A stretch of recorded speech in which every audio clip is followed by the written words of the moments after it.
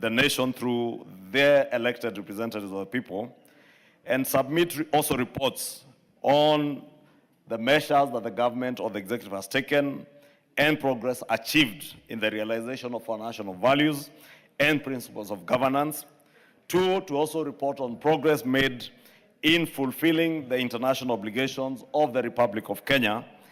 And 3, to report to Parliament on the state of our national security.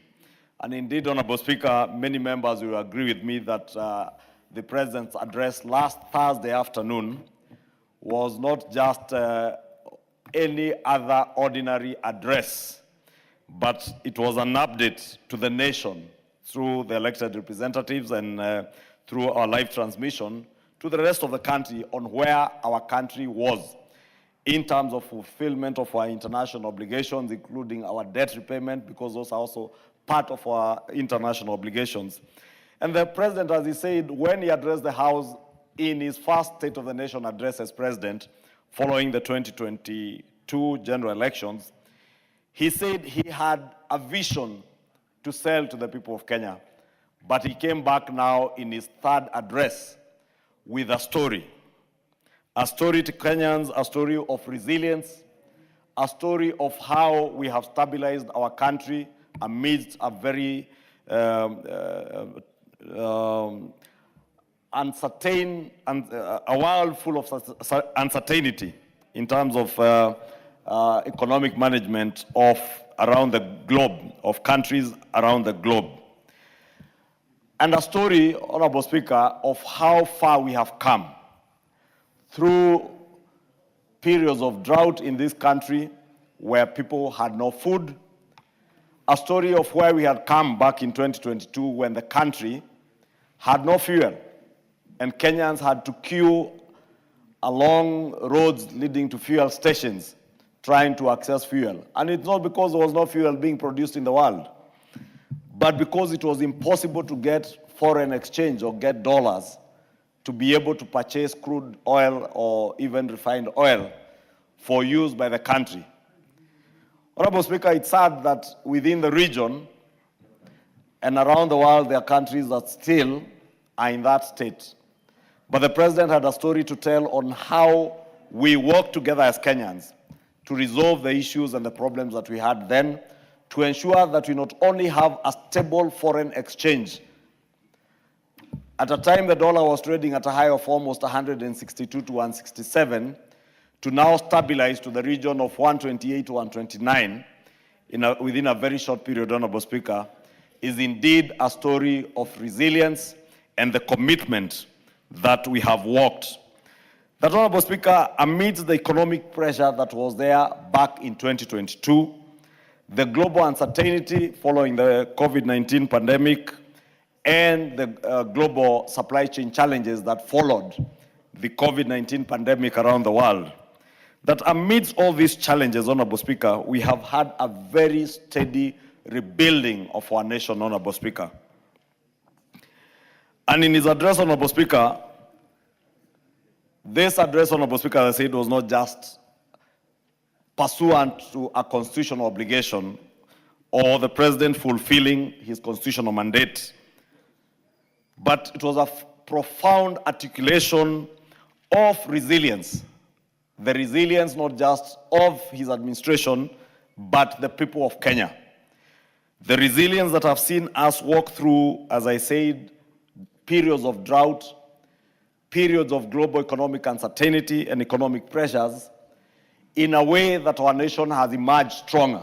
And you remember the President expounding how much many people and many pundits and many skeptics expected that our own economy would not survive beyond 6 months after the 2022 elections. Indeed, Honorable Speaker, it is said there's a leader who convened a meeting in somewhere in Ongata, Rongai, or around Rongai, political leader, and prophesied that there would be an election in Kenya in a period not exceeding 6 months, because this country was going to collapse and the economy was going to collapse. And indeed, that is a dire situation that we were in. You remember, even as clueless as the former deputy president was, during the handover of government, at least he had to say it, that we have found empty coffers. As much as today he lies otherwise. But he said it as it was then, that the coffers were not just empty, they were completely empty. And you heard the president expound how in 2022 our foreign exchange reserves had fallen to the lowest they had ever fallen since the founding of our nation. And today, almost doubled the reserves that we had. That we have been able to stabilize our foreign exchange, Honorable Speaker, to the region of 128, 129. That amidst all those economic pressures and the global uncertainties that were there, Honorable Speaker, with peers in our region and across Africa defaulting on their public debt obligations, Kenya stood firm, and we continue to meet our public debt obligations, even with difficulty, but we meet our public debt obligations, Honorable Speaker. And this story, Honorable Speaker, of resilience, this story of a responsible administration that is focused on not only achieving our national ambitions, is also a story that was told of where our country is and where it is moving towards, Honorable Speaker.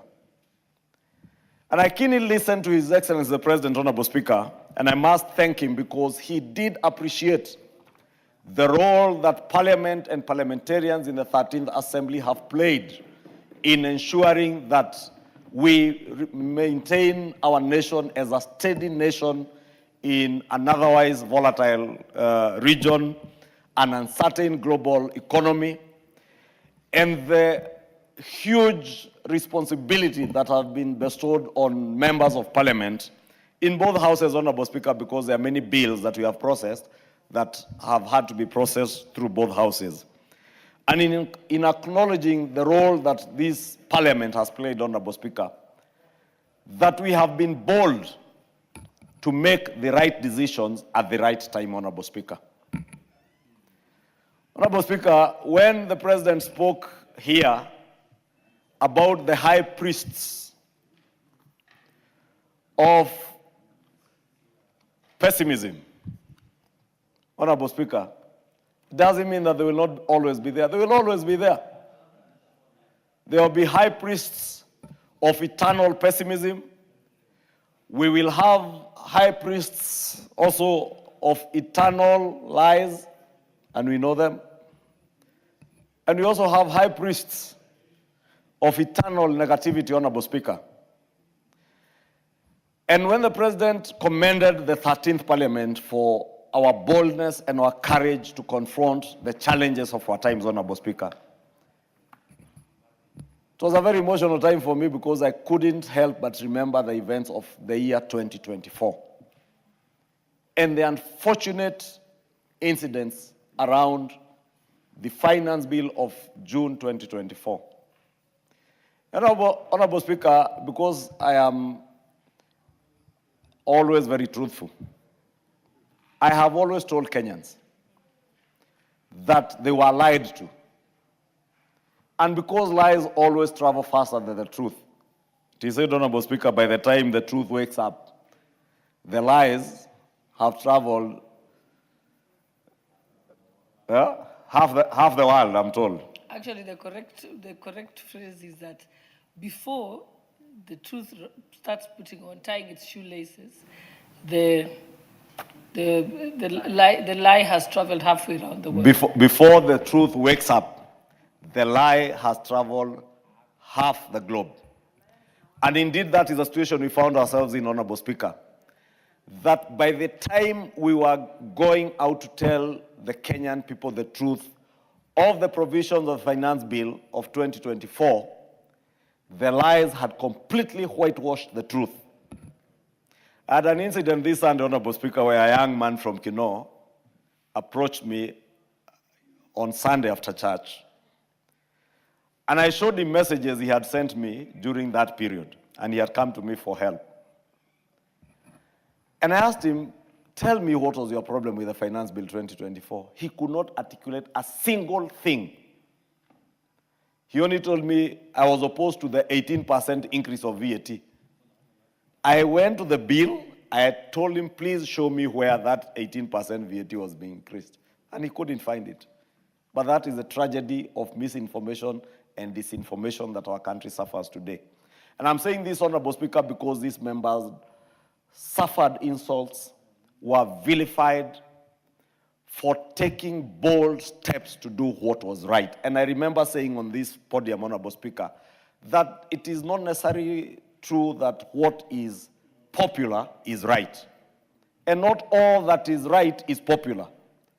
But this parliament chose to do what was right for our country, and that is why today we have that story that the president was speaking to, a story of resilience, a story of faith in our country, a story of sacrifice, huge sacrifices by the people of Kenya, by farmers in Kenya, Honorable Speaker, who today are feeding our nation and reducing the burden of our foreign exchange that we have to cough out to buy food or to import food, be it maize that our farmers are producing, be it those farmers who are producing sugar for us along the sugar belts of Western Kenya, Nyanza, and the coast region of our country, Honorable Speaker, that this story of resilience and sacrifice is a story that permeates in every household across our country, Honorable Speaker.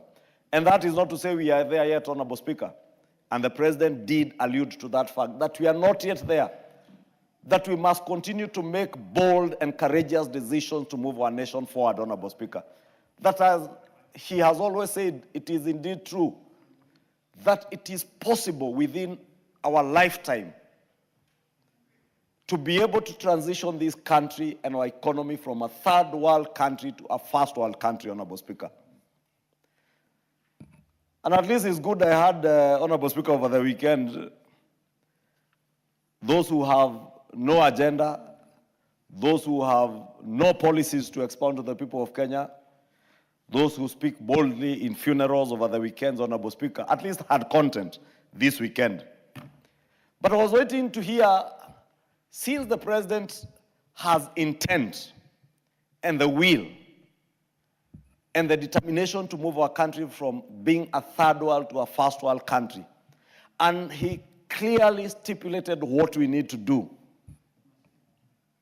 and called on us as the House of Representatives to work with him and work with the Kenyan people as we move our country from the third to the first world, Honorable Speaker.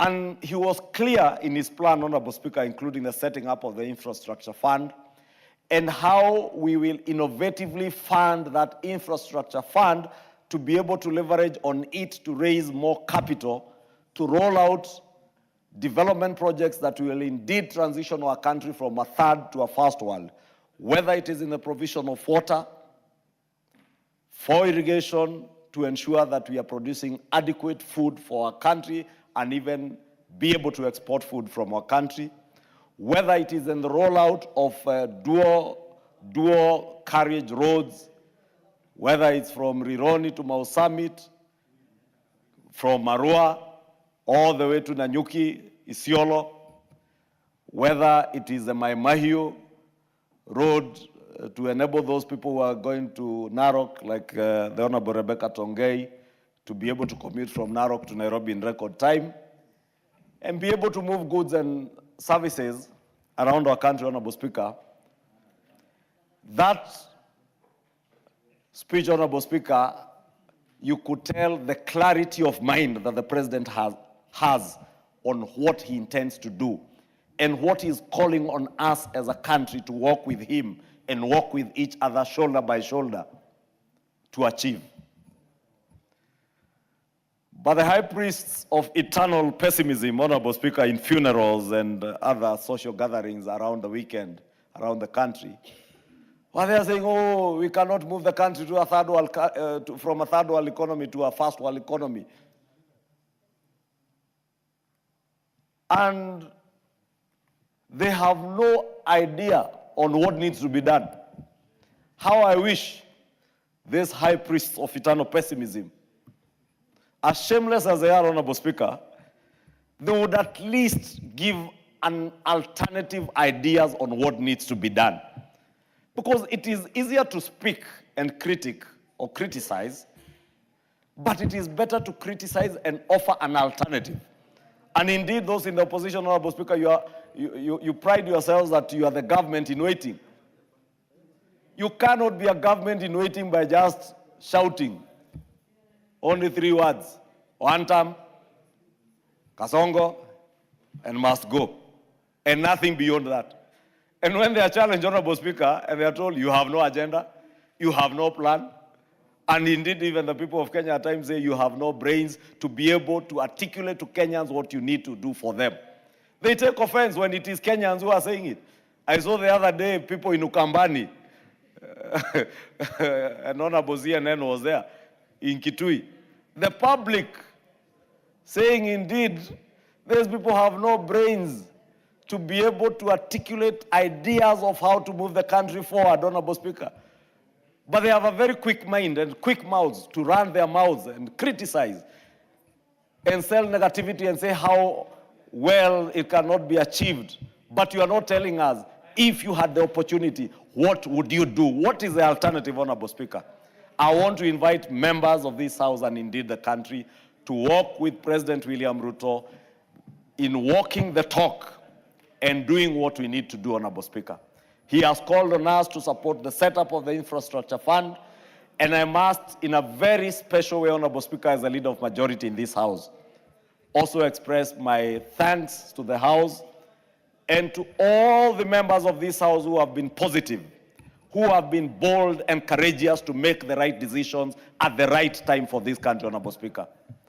It is indeed true, Honorable Speaker, that those who 3 years ago were saying that if we set up the housing fund, there is not a single house that will be built in this country, are the same people today who are asking, how can I be able to buy an affordable housing or social housing or a market rate housing unit for my family?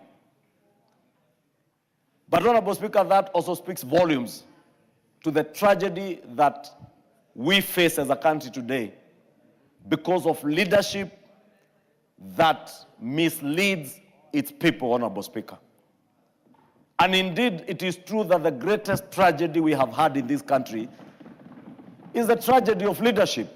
When you have leaders who cannot make decisions, when you have leaders who are watermelons in decision making, when you have leaders who are clueless, rudderless, visionless. Honorable Speaker, when you have such leaders, we lose the plot because they will not tell people where they want to move people to. All they can do is to look at the plans of others and poke holes in the plans of others. Please, for once, offer Kenyans an alternative. And I'm saying that, Honorable Speaker, because I saw some clueless governor of one of those purported Zoparty leaders saying the other day that it is indeed true, hatuna agenda, agenda yetu ni kupeleka Ruto nyumbani. Then I asked myself, okay, Ruto goes home every day. Then what for Kenyans, Honorable Speaker? And that's why I have also been very bold at times to tell these members of parliament, fear not when people tell you, oh, 2027 home. Which home? You go home every day. You are elected leaders to make decisions on behalf of the people of Kenya. And you must be bold and courageous when you are making decisions on behalf of the people, so long as you are doing it in their best interest.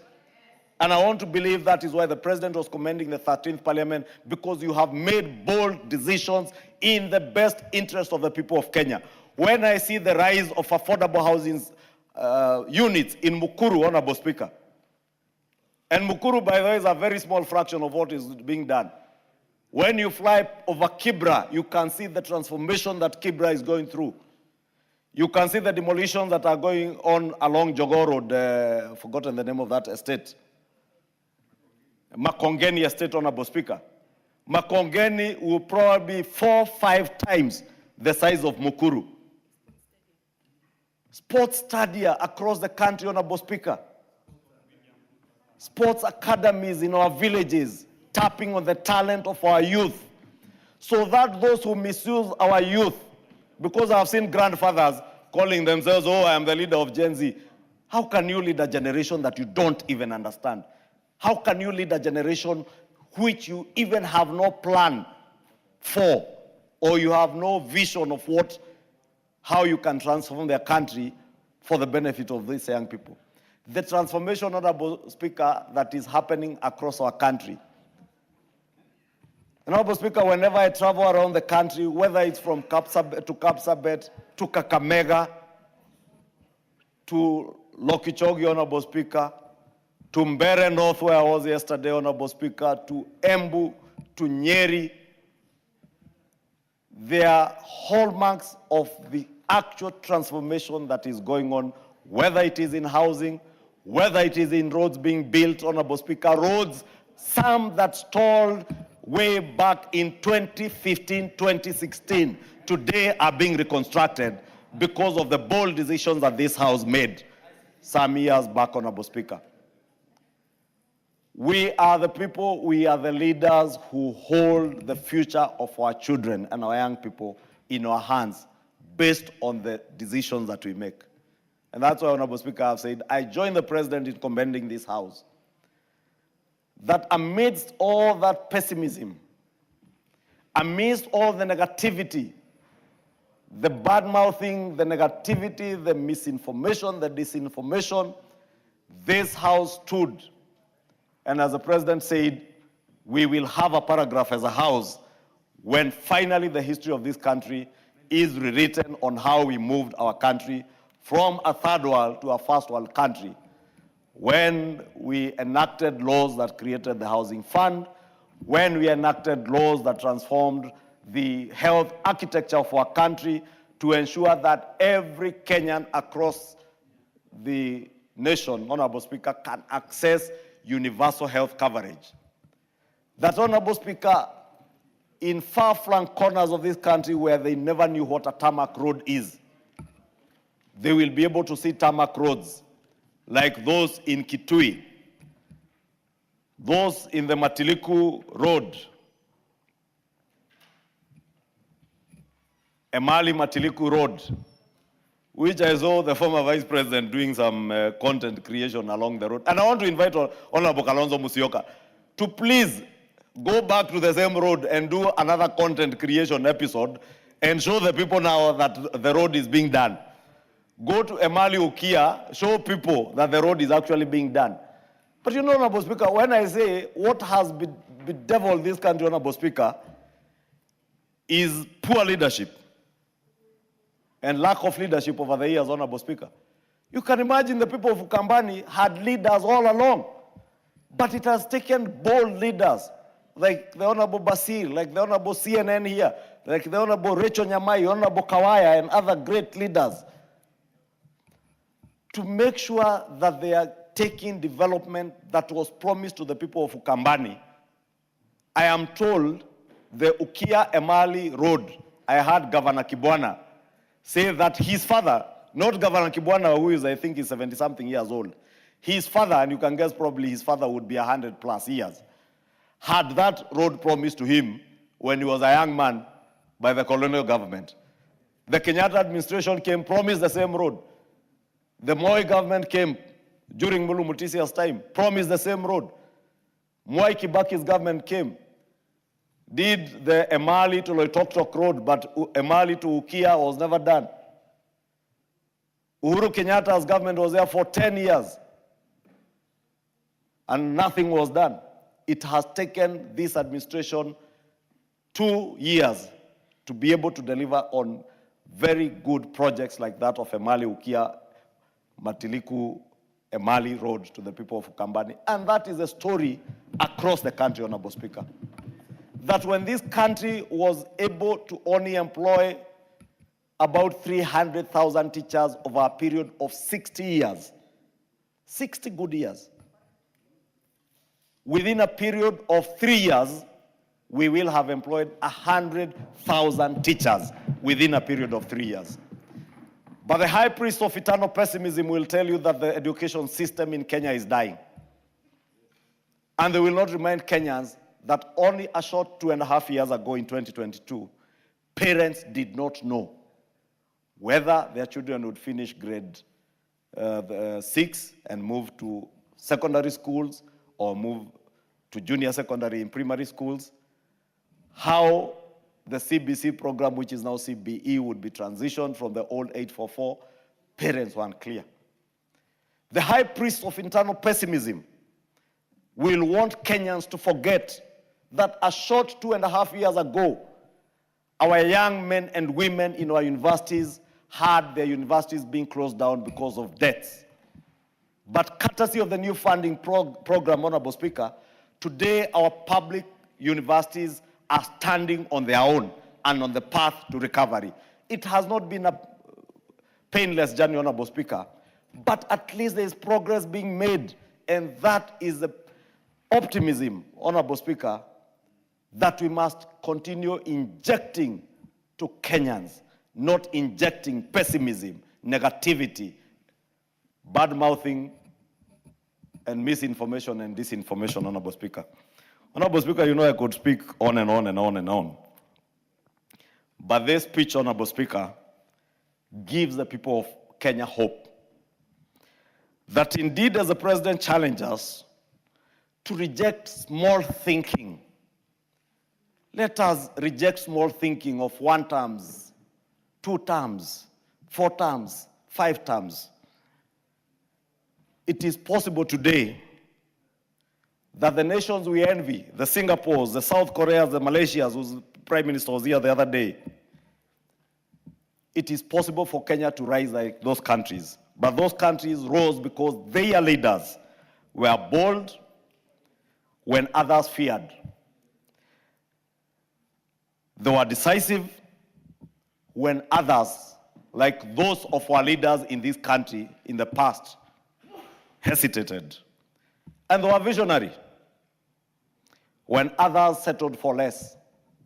We must continue being visionaries. We must continue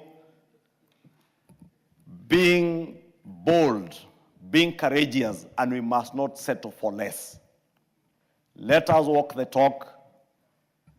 And I invite this House, Honorable Speaker, to continue exhibiting the courage and the boldness that we have exhibited over the last 2.5, almost 3 years, Honorable Speaker, in making the right decisions for the people of Kenya. I know at times it's very good for us, Honorable Speaker, as politicians, to say the things that we know are going to excite the masses out there. But when the masses discover you're only talking for the sake of talking to excite them, they will punish you. So fear not when people tell you that you will go home. You will go home to find a happy people if you made the right decisions for them.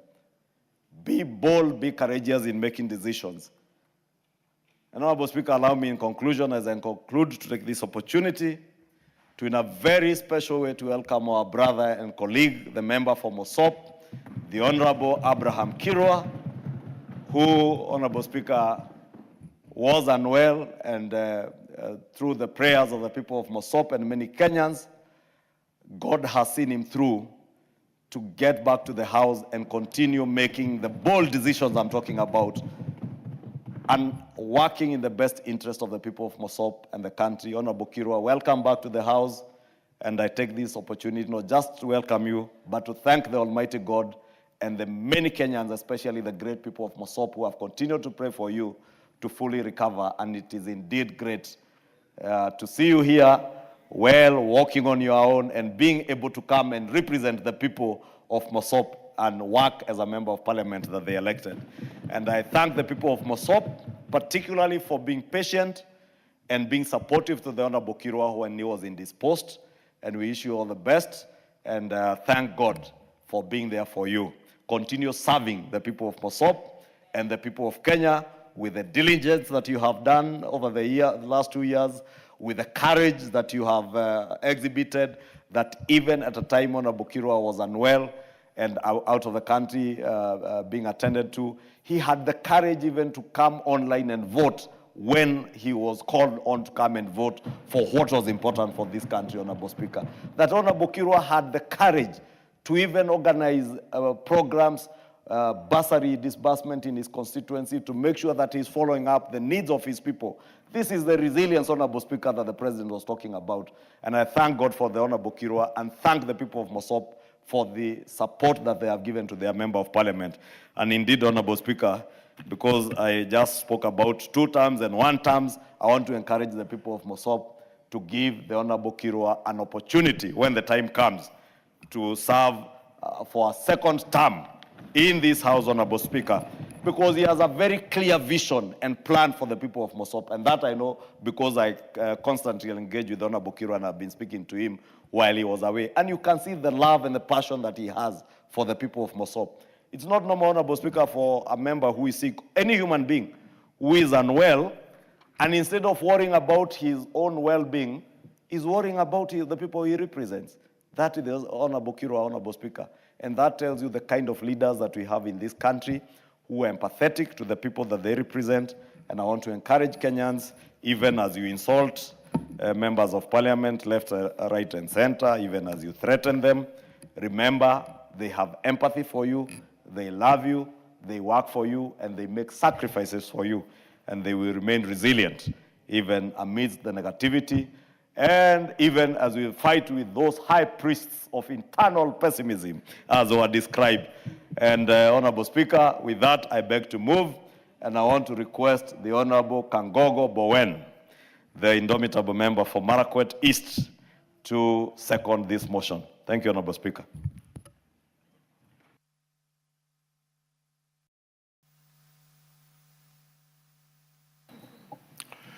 Thank you, Honorable Speaker.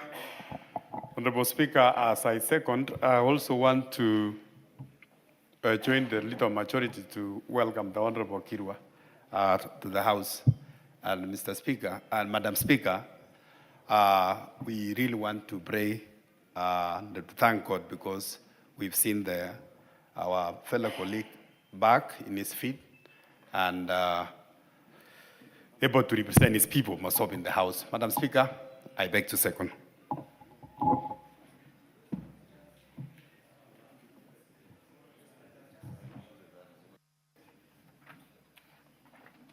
Honorable members, I now propose a question that pursuant to the provisions of Standing Order 24-6, the thanks of this House be recorded for the exposition of public policy contained in the address of His Excellency the President, delivered in Parliament on Thursday, 20th November 2025, and further, that this House notes the following report submitted by His Excellency the President in fulfillment of the provisions of Articles 132(1)(c) and 247 of the Constitution, laid on the table of this House on Tuesday, 25th November 2025, and those being the following documents: the 12th Annual Report on the measures taken and the progress achieved in the realization of the national values and principles of governance. 2, the 12th Annual Report on the progress made in fulfilling the international obligations of the Republic of Kenya. And 3, the Annual Report to Parliament on the state of national security.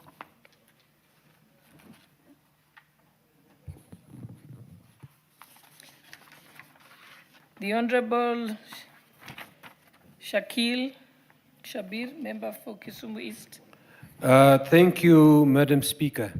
Madam Speaker, I stand to thank President Ruto and to recognize that was one of the best State of Nation speeches that I have heard. I know that earlier he spoke about vision, and now he was coming on the third one to talk about the story of where we are.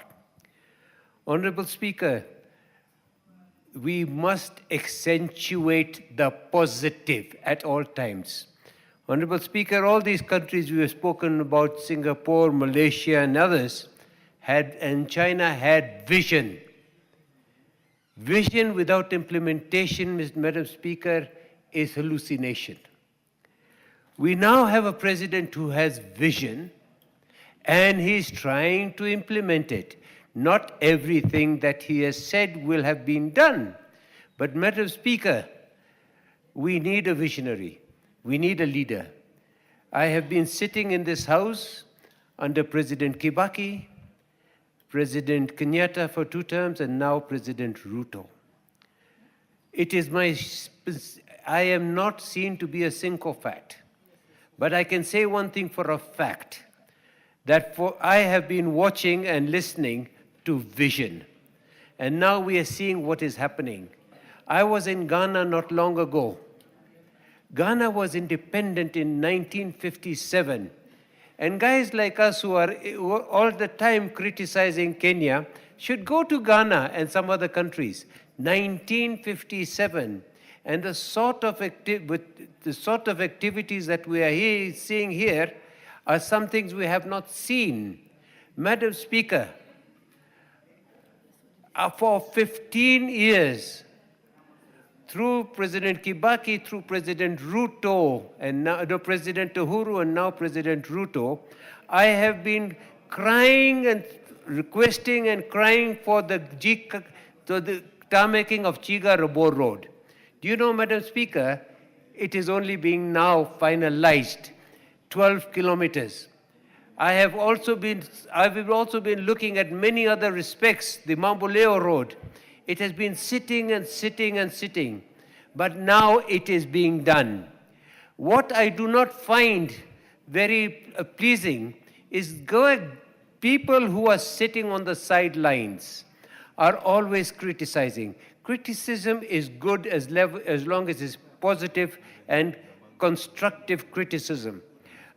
Madam Speaker, one thing that hurts me, as I said, I've been here now for nearly 20 years. We do not disrespect our president under any circumstances. Go and try and disrespect your president in other countries, and you will see what happens.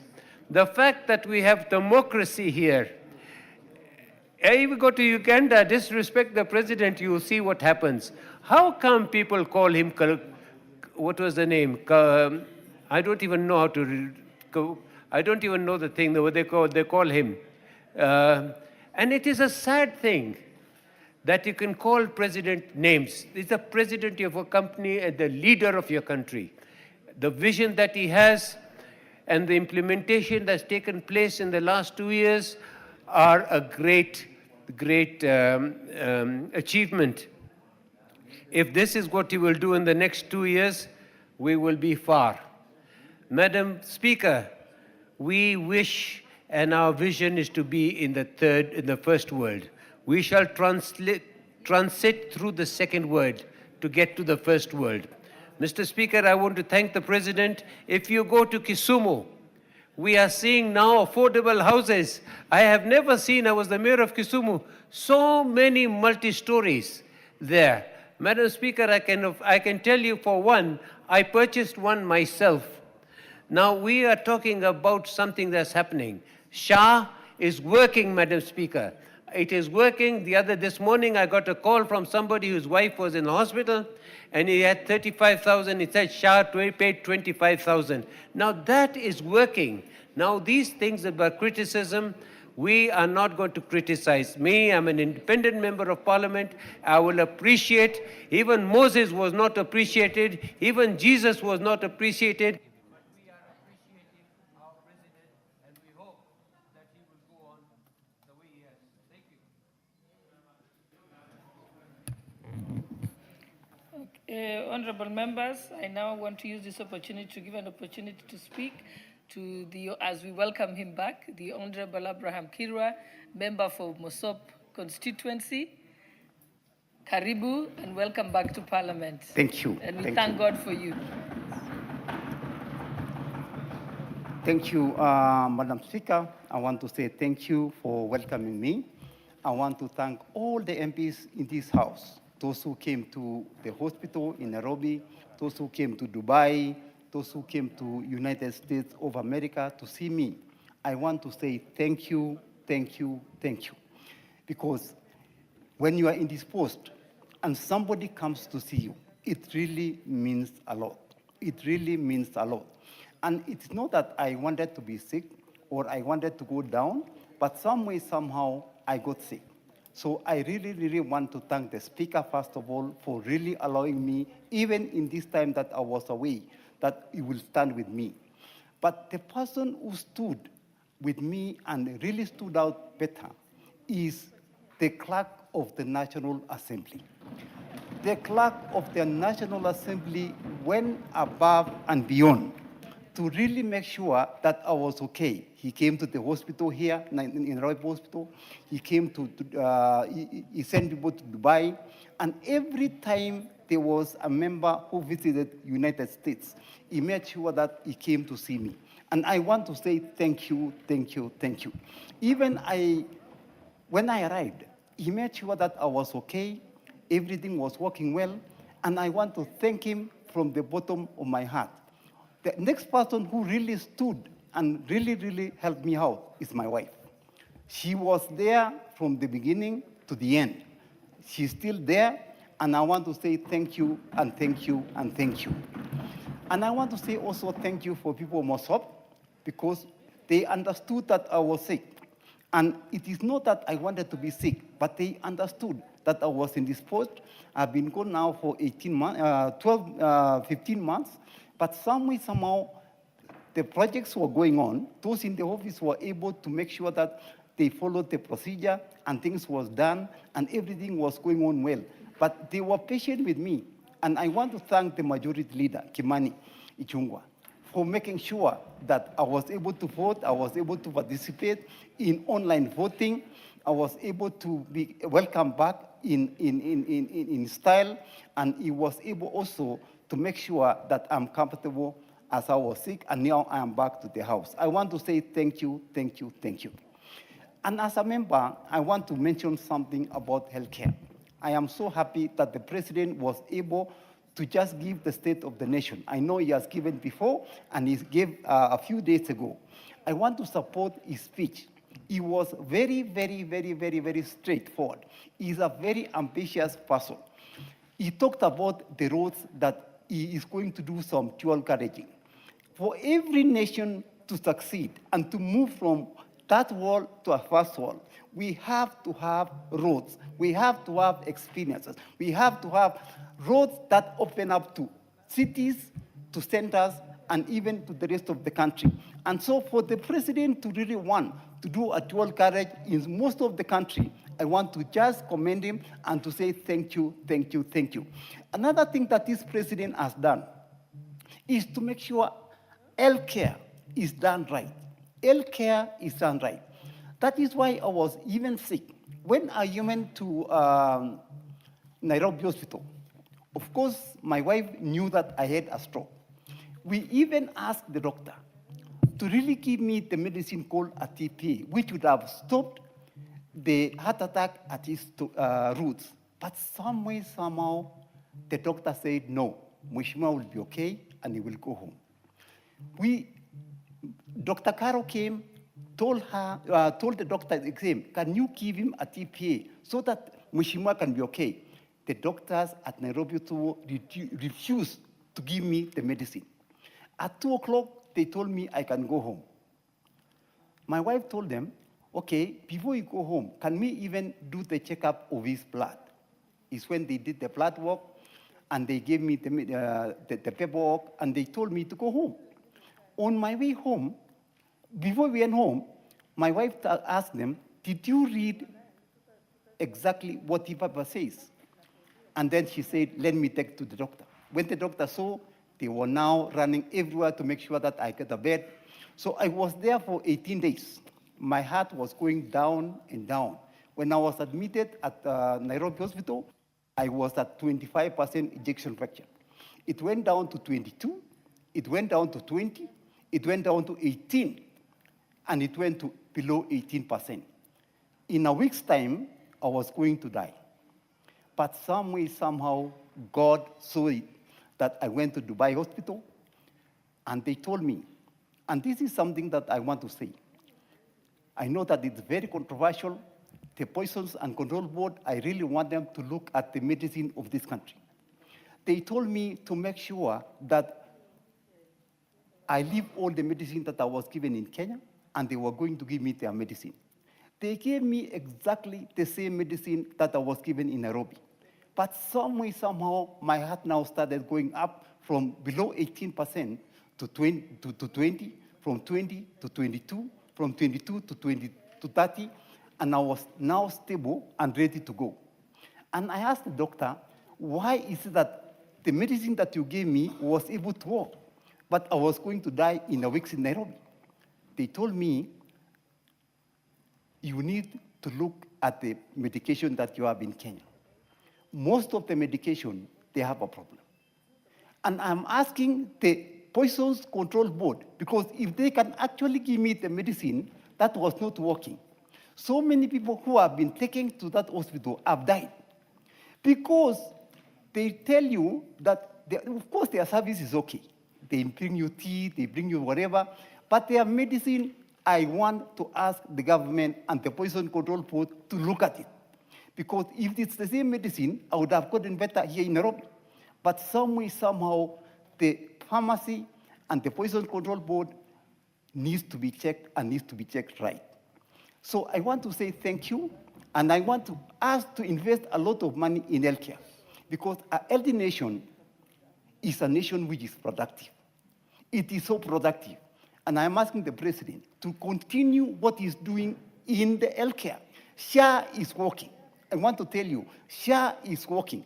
Wait until you are sick, and then you will realize that really SHA is working. So many people in my constituency, they go to the hospital and they get treated because of SHA. So I want to ask the Kenyans to make sure they enroll in SHA. But I want to ask the doctors also to be held accountable. Because if you go to the hospital and you tell the doctor, can you really check me out, what is the problem? They tell you it is malaria. They tell you you are sick for this or you are sick. But before they check you, they look at you and they decide you have this disease. I really want to ask that there must be a board that is holding them liable so that you can ask the questions the doctor. Otherwise, they will continue, and so many of our sisters and brothers and our parents are going to die.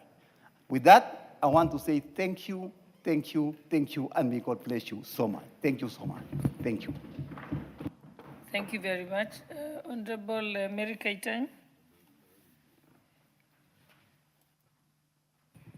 Honorable Speaker, thank you for giving me this opportunity to contribute to the presidential address. But before that, Honorable Speaker, allow me to also join our majority leader in welcoming Honorable Kirwa back to the country, back to the House, and as he continues to serve his people, the people of Mosop. And as I welcome him back, allow me also to thank the wife, Fraser Kirwa, who, without her, I don't think Honorable Kirwa would have been where he is today. Fraser has really given it all. And by the way, Fraser Kirwa comes from Honorable Ishungwa's constituency, but she's now our daughter in Mosop. So we want to say thank you to her. She's seated at the gallery up there, and we want to tell her thank you, continue taking care of Honorable Kirwa so that he can be able to continue serving the people of Mosop. And as Honorable Ishungwa has said, if there is someone who deserves a two-term at this stage, I think Honorable Kirwa, the people of Mosop should actually see in their hearts to give him a second opportunity so that he continues to serve them, because he has done a great job. Even while he was away, many projects are continuing in Mosop, and he's been following them through. We thank you, Honorable Kirwa. Despite your sickness, you've always continued to take care of your people.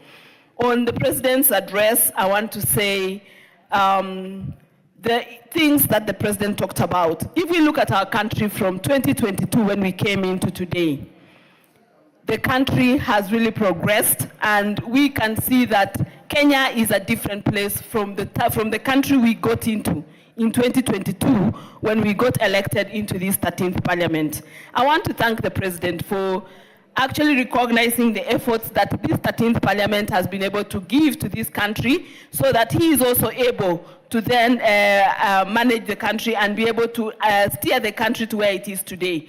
I will start with the energy sector. And for this country to develop, we need energy. And currently, our energy consumption is far less, energy production is far less than the consumption that we require, yet we want to move our country to a first world. And to be able to move our country to a first world, we need to go into manufacturing, just like the way the countries like China, countries like Singapore, countries like Korea, who do products like Samsung, are manufacturing products in their countries. And to do that, we need the basic infrastructure, one of the infrastructures being energy. The president has looked forward and futuristic and said that this country requires at least a minimum of 10,000 megawatts of power for energy or for production to be able to happen in this country. Related to energy is road infrastructure. And if we look at the roads that have been lined up, some that are currently ongoing, and those that have been lined up to be made in this country, you realize that the dream of being a first world is actually fast coming to a reality.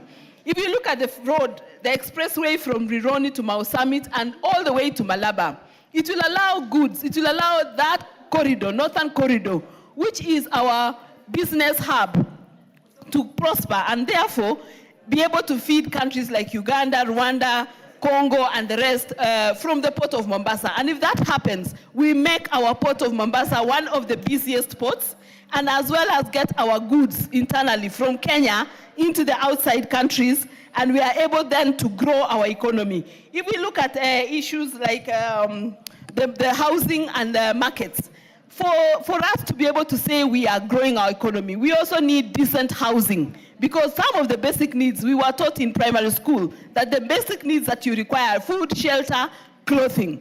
And one of the basic needs being food and shelter is an issue, is a need that has been taken care of by our president very, very well. And today, every part of this country has an affordable housing that is coming up. The markets, for example.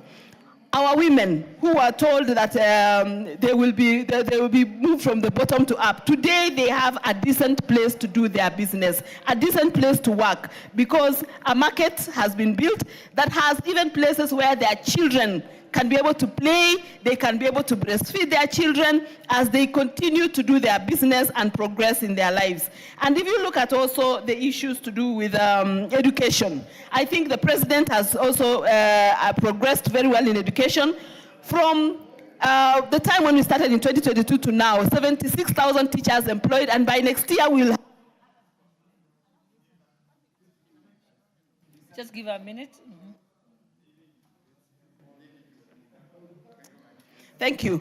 From the time we started to now, Honorable Speaker, we have 76,000 teachers, and we are expecting another 100,000 teachers by January to be employed. And finally, on the youth program, the Nyota program, that is a program that has really gone to help the youth and the youth to grow and know that they can be able to also build this country, build this nation by doing something that can also give them something into their pockets under the Nyota program, where they are getting 50,000 shillings to be able to start and grow a business. I think with all these and many more things that the president is looking at, we actually are moving Kenya from the current third world to being a first world country, and we want to join the president in the dream of moving Kenya to a first world country. I thank you, Honorable Speaker. Thank you very much. And honorable members, please be reminded that each member has 5 minutes. Reason being, there's a lot of interest from many members, so that everyone can have an opportunity.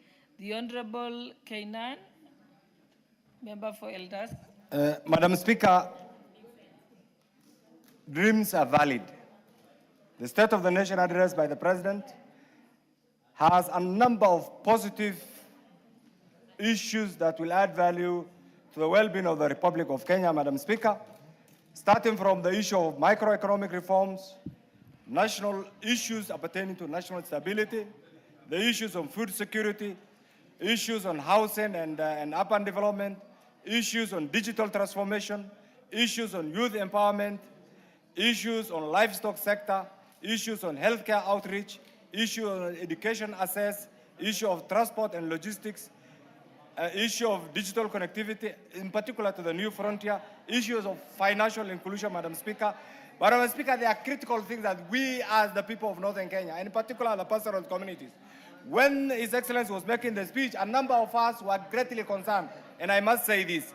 But having gone through the report, word for word, Madam Speaker, I have seen the issue of the high groundfall dam along the Dawa River, and that will cover Mandera, along the Ethiopian-Kenya border, Madam Speaker. I've also seen a big mega dam called the Isiolo, Barsalinga. Madam Speaker, we really want to.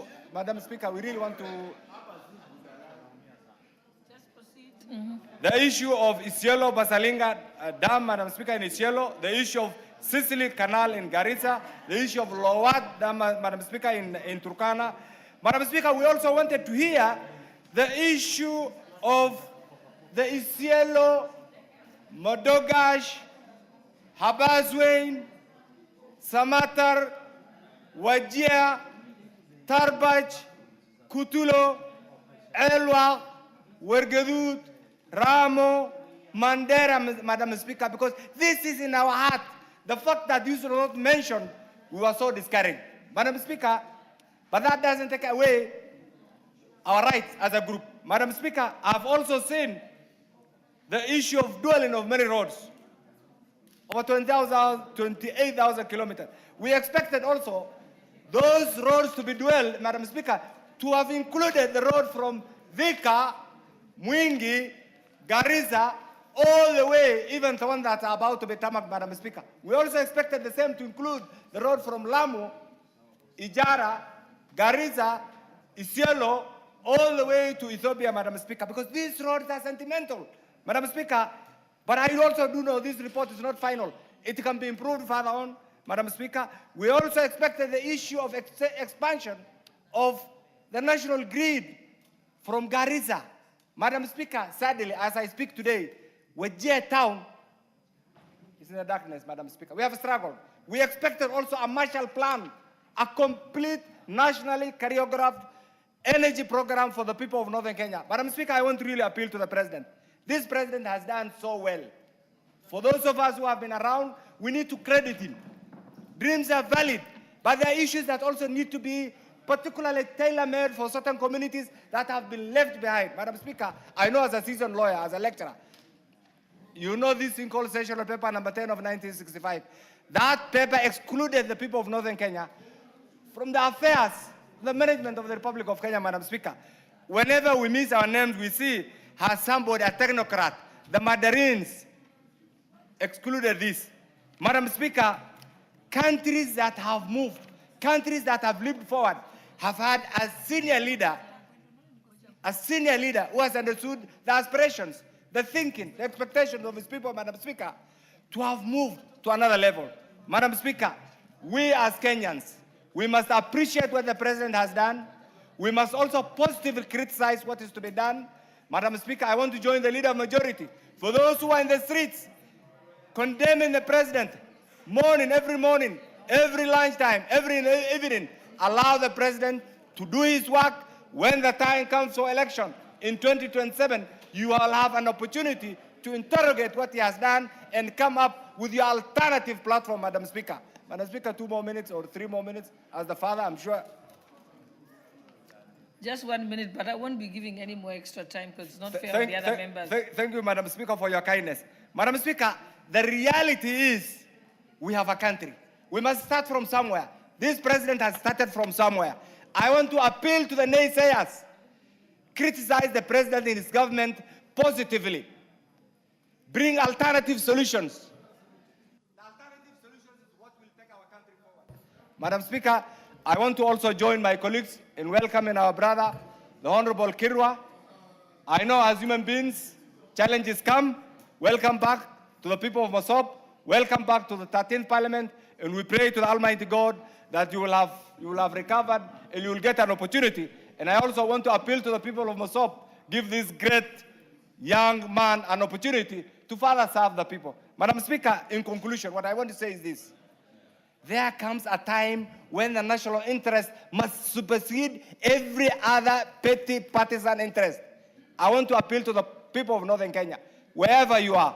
This president has invested in every available opportunity to our development. He has attempted to remove marginalization. He has attempted to bring equity. He has attempted to deal with the issue of access, educational access. Issues remaining, let's discuss them in the boardroom. Issues remaining, let's fix an appointment with the president. And I said on record the other day that we as the people of Wajir, we are seeking an urgent appointment to find a solution to the power crisis in Wajir. Madam Speaker, this morning, allow me one more second. This morning, we have had a meeting with the World Bank, the Ministry of Transport, and the entire players for the Horn of Africa. Madam Speaker, sadly, and I want to say this on record, that project is being sabotaged by technocrats. Technocrats who are hell-bent.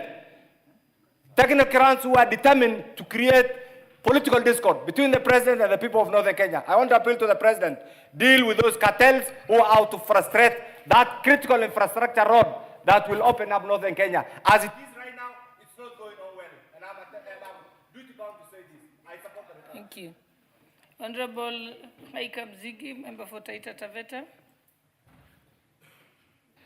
Asante sana, Speaker, na mimi kunipatia hii fursa niungane na wenzangu kuweza kujadili hotuba hii ya Mheshimiwa Rais ambaye ni moja ya hotuba bora zaidi ambazo mimi nimewahi sikia, na ilikuwa hotuba ambayo ilikuwa ni ya kuleta imani na matumaini kwa Wakenya, kwa sababu Mheshimiwa Rais alitangulia kwa kutueleza ya kwamba wakati wa awali alivyotembelea hapa bungeni alikuja kutuambia mambo ya ndoto ama maono, lakini inatia moyo sana na inafurahisha ya kwamba msimu huu ama wakati huu alivyotembelea bunge hili la kitaifa, Mheshimiwa Rais hakuja tena kwa mambo ya ndoto ama maono, bali alikuja kwa mambo ya vitendo na mambo ambayo ni ya kuonekana kabisa katika nchi yetu. Kuna mengi ambayo aliweza kuyataja ambayo yalikuwa ni ndoto, lakini kwa sasa yamekuwa ni matendo, ni maendeleo yanaonekana. Na Speaker, mimi leo nataka kuchukua fursa niangazie ile kaunti yangu ya Taita Taveta kwa mambo ambayo kabisa mimi nimeyaona yakifanyika na mambo ambayo pia vile vile yanafanyika katika nchi nzima. Kuna mambo ambayo Mheshimiwa Rais alizungumzia, mipango ya mambo ya barabara. Na nikiangazia kule Taita Taveta, zipo barabara ambazo zilikuwa ni ndoto. Ni barabara ambazo zimezungumziwa kwa miaka mingi. Ni barabara watu waliziota mpaka wakaona kwamba hazitawahi fanyika ama hazitawahi kuwa. Lakini kwa sasa barabara zile zinaendelea kufanyika, barabara zile zinafanywa kazi. Speaker, barabara ya kutoka Taveta, Chala, Njukini, Rombo mpaka Elasit ni barabara ambayo ilikuwa imekuwa ndoto, lakini barabara ile sasa hivi inatengenezwa. Punde tu barabara ile itakuwa imeisha, barabara ya lami, watu wa Kenya wataweza kuitumia, watu wa Taita Taveta, watu wa Kajiado na watu wote, itafungua uchumi upande ule. Ipo barabara ambayo ilikwama kule Taita Taveta. Kule Taita Taveta tunapenda kuita sana the ring road. Barabara ya kutoka Bura kuzunguka all the way mpaka kurudi Mto Magodi. Ile pia ilikuwa ni ndoto. Barabara ile ilikuwa imekwama, Speaker. Lakini sasa hivi tunavyoongea contractor yuko kwa site anafanya kazi. Kusema kweli, Rais alikuja hapa na vile alisema alikuwa amekuja kuzungumzia ndoto, lakini sasa hii ni mambo hali halisi yaliyopo na watu wanayaona. Masoko ya kisasa ambayo tuliyazungumzia tu na watu wakasema hayatakuwa, lakini hayawi yapo sasa hivi. Nikiangazia Taita Taveta tena, kule Voi, tukienda kule Maungu, lipo soko la kisasa limejengwa pale. Soko ambalo linamfanya mama mboga akae mahali pazuri, mahali pa heshima, mahali pa kuweza kufanya kazi. Lipo soko mahali panaitwa Mwatunge. Lipo soko ambalo mahali inaitwa Taveta. Yapo masoko Kenya nzima ambayo Mheshimiwa Rais anajenga. Mradi wa manyumba watu walisema itakuwaje, haitakuwa. Manyumba sasa watu wanayaona kwa macho. Wengine wameshapata fursa hata ya kukaa kwa majumba yale. Kwa hivyo Mheshimiwa Rais tunataka kumpongeza kwa ile hotuba yake, kwa sababu alikuja kutuzungumzia mambo ambayo yanafanyika katika nchi yetu. Masuala ya elimu. Hatujawahi kuona walimu wameandikwa kazi wengi kama hii serikali ya Mheshimiwa Rais William Samoei Ruto. Walimu 76,000 kwa wakati mmoja. Ulisikia wapi? Lakini hapa Kenya imefanyika na inaendelea kufanyika. Vile vile tukizungumzia masuala ya afya, SHA. Watu walikuwa wanasema, SHA haitaweza. Sasa hivi kila watu wanasema SHA inafanya, na SHA inafanya kweli. Na vile vile wale CHPs ambao walikuwa wanateseka kwa muda mrefu, wanajitolea bure kufanyia watu kazi, wakaboreshwa, wakapewa vyombo vya kazi, wakapewa vyombo vya kusaidia wananchi, na vile vile wakapewa token of appreciation, wakapewa zawadi kidogo, fedha kidogo.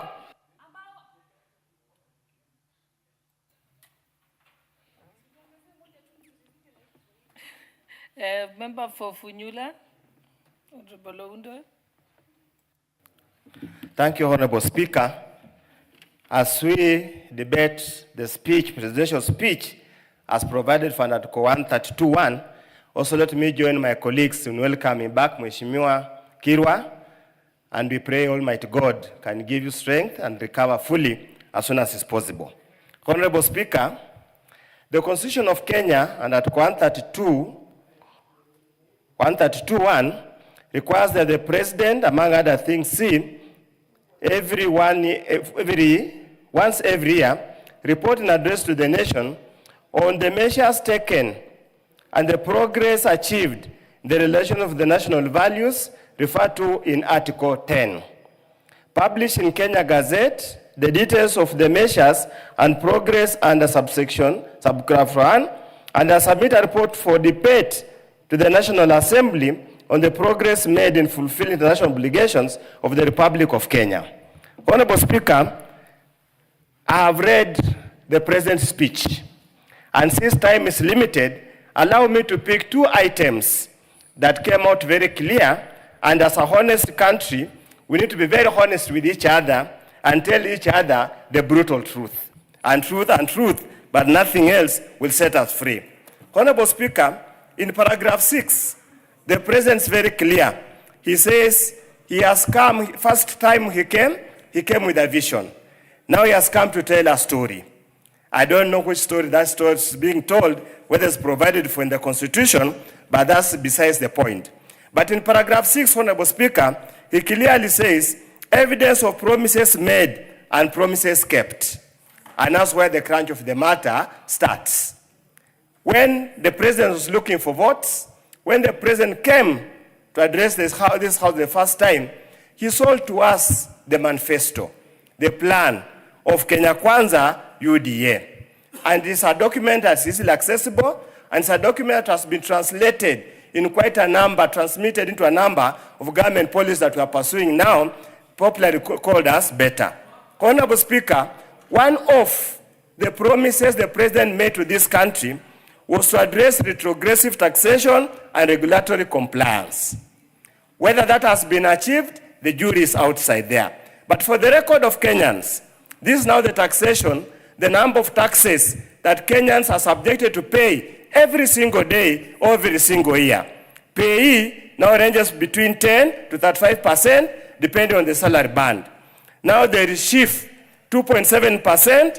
There's affordable housing levy, 1.5%.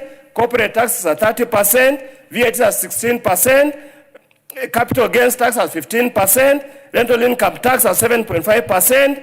NSSF is at 6%. Honorable Speaker, I do not know whether we have achieved addressing retrogressive taxation.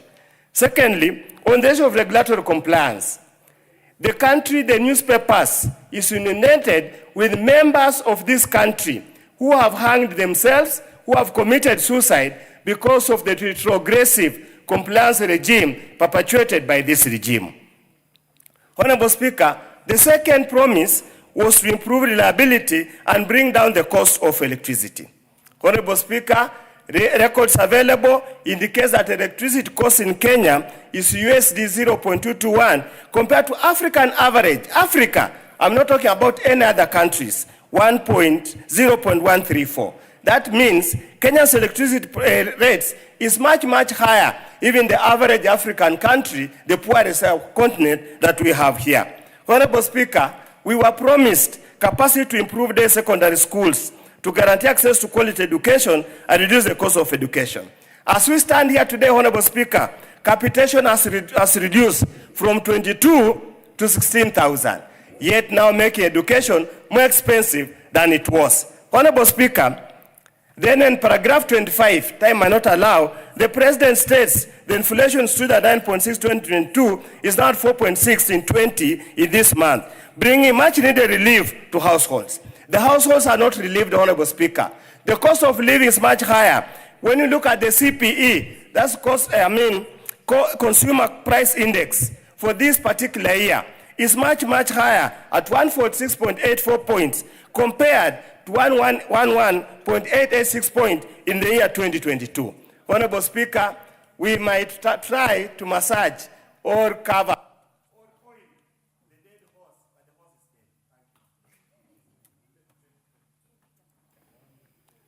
the Honourable Member for Keyo North. Thank you very much, Madam Speaker, for this opportunity. And before I give my comment on the presidential address, I want also to join my colleagues in welcoming Honorable Kirwa back to the House of Parliament. Honorable Kirwa, we have really missed you. And also, I would want to request the constituents of Mosop to give Honorable Kirwa another chance, because this is one person that, despite the fact that he had health challenges, he kept on focusing on his constituents. Back to the presidential debate, Madam Speaker. Madam Speaker, I must say that William Samoei Ruto is the only president, if not the second president, who has been harshly charged. Madam Speaker, most people are only reading one side of the story. They only concentrate so much on the negativity. But Honorable Speaker, this is the only president, or this is the president who assumed office in a very difficult situation. When the president came into power, the cost of living was so high because the previous regimes had concentrated so much on consumption. But when he came in with a policy of subsidizing fertilizer, we are seeing that most Kenyans at the moment are enjoying life because the cost of food has come down drastically. Madam Speaker, I come from a region where we are producing maize. And when you compare this year and previous years, there is huge production of maize courtesy of subsidized fertilizer. Madam Speaker, Kenya today is a happy country because our students in school are equipped by human capital through employment of teachers. At the moment, the president has employed more than 76,000 teachers. And even we saw the advert this morning whereby Teacher Service Commission is going to employ more teachers. Madam Speaker, we have all read about the inflation from 9% to a level now that we are around 3.9% inflation rate. This is a government which is deliberate in ensuring that Kenyans get value for their money. Also on the part of housing, Madam Speaker, as promised by the president, it is no longer an history. When you go to all parts of the country, including my own constituency, which is Iten town, we are seeing houses coming up. And this is something that had been mentioned by previous governments long ago. But at the moment, houses that are being built in Kibra and the entire country is something that most Kenyans are witnessing. Madam Speaker, the president shared his plan on constructing dams. Apart from the existing ones that we have witnessed across the country, small and medium dams, the president elaborated to the nation on his plan of constructing major dams to enhance food production and also electrification.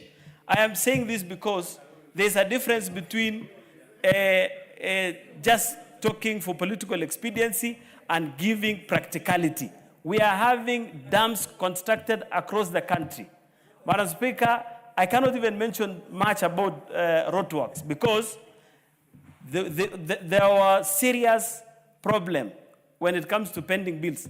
But this government has managed to pay contractors, and at the moment we are seeing contractors across the country resuming to work. I would also want to urge even our colleagues, if you see that maybe those other sides of the country is far, visit Serena here. You will see that there's serious roadworks that is being done because he has managed to kickstart what had already stalled some time back.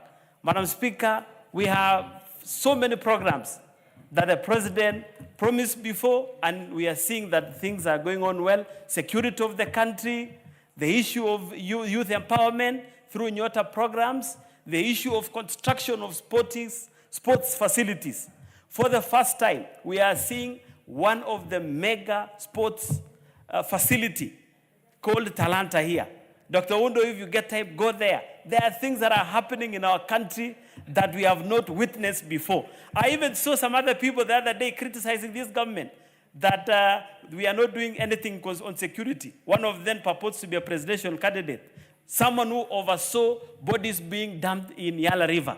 But this is the only government that has assured security of its citizens and uphold the Constitution and obey the rule of law and everything. Thank you, Madam Speaker. The Honorable Member for Busia.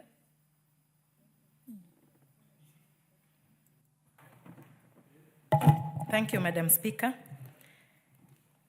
First of all, I want to welcome back Honorable Kirwa. The devil is always a liar. Keep fighting the good fight, because you still have a lot ahead of you, and God bless you. Back to the President's speech. There is this adage that prevails, that out of the hatred of the cockroaches, the ants voted for the insecticide. They all died. I want us to have a vision in the President's vision as leaders. There are things, if we did today, it is not us who are going to benefit. It is the fourth generation from now that we are building for. Today, if I built a house or an apartment, it's not mine. It is something for my future generation. And we have to somehow start today. The President has started something. It might look like a very big shoe to wear for all Kenyans, but he is a very good dealer in hope. Today, if you came to a place in Busia County called Lunyofu, no one could have even known that it existed. But the President, through his vision, has put it on the map. If you Google, you will know that Sports Academy, a standardized one, a good quality stadium, is coming up in that area. There is another area also called Igara. Who could have known Igara in Kenya? Leave alone Kenya, even the whole world. If you Googled it, you'll not even find it. But because he has seen that it is good to go where there is nothing and start something, he has started these big things that are shocking so many people. I am a witness. Groundbreaking was happening while I was there. Such a place where nobody even could have allowed her daughter to get married to. Soon it will be a town. Social amenities will be brought there. It will be attractive.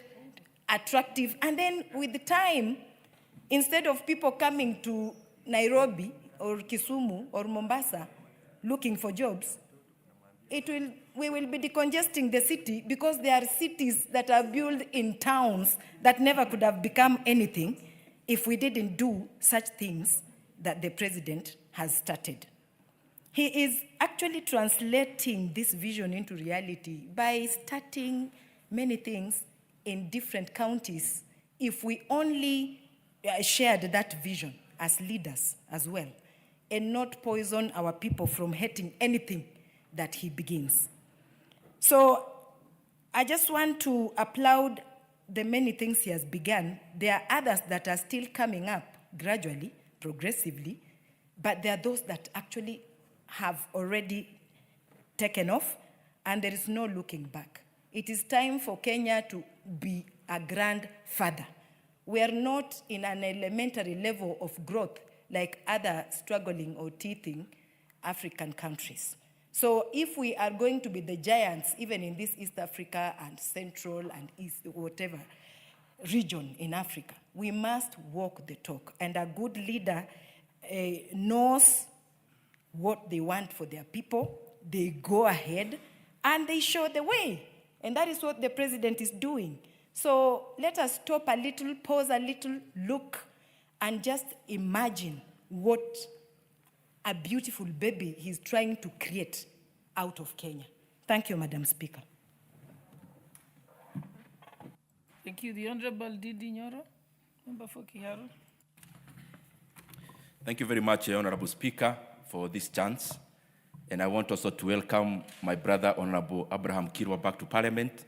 We are glad to see you. Na karibu sana. Honorable Speaker, I'll be direct to the point. One is that when we have such a situation where we are listening to the State of the Nation address, Honorable Speaker, data should speak more than words.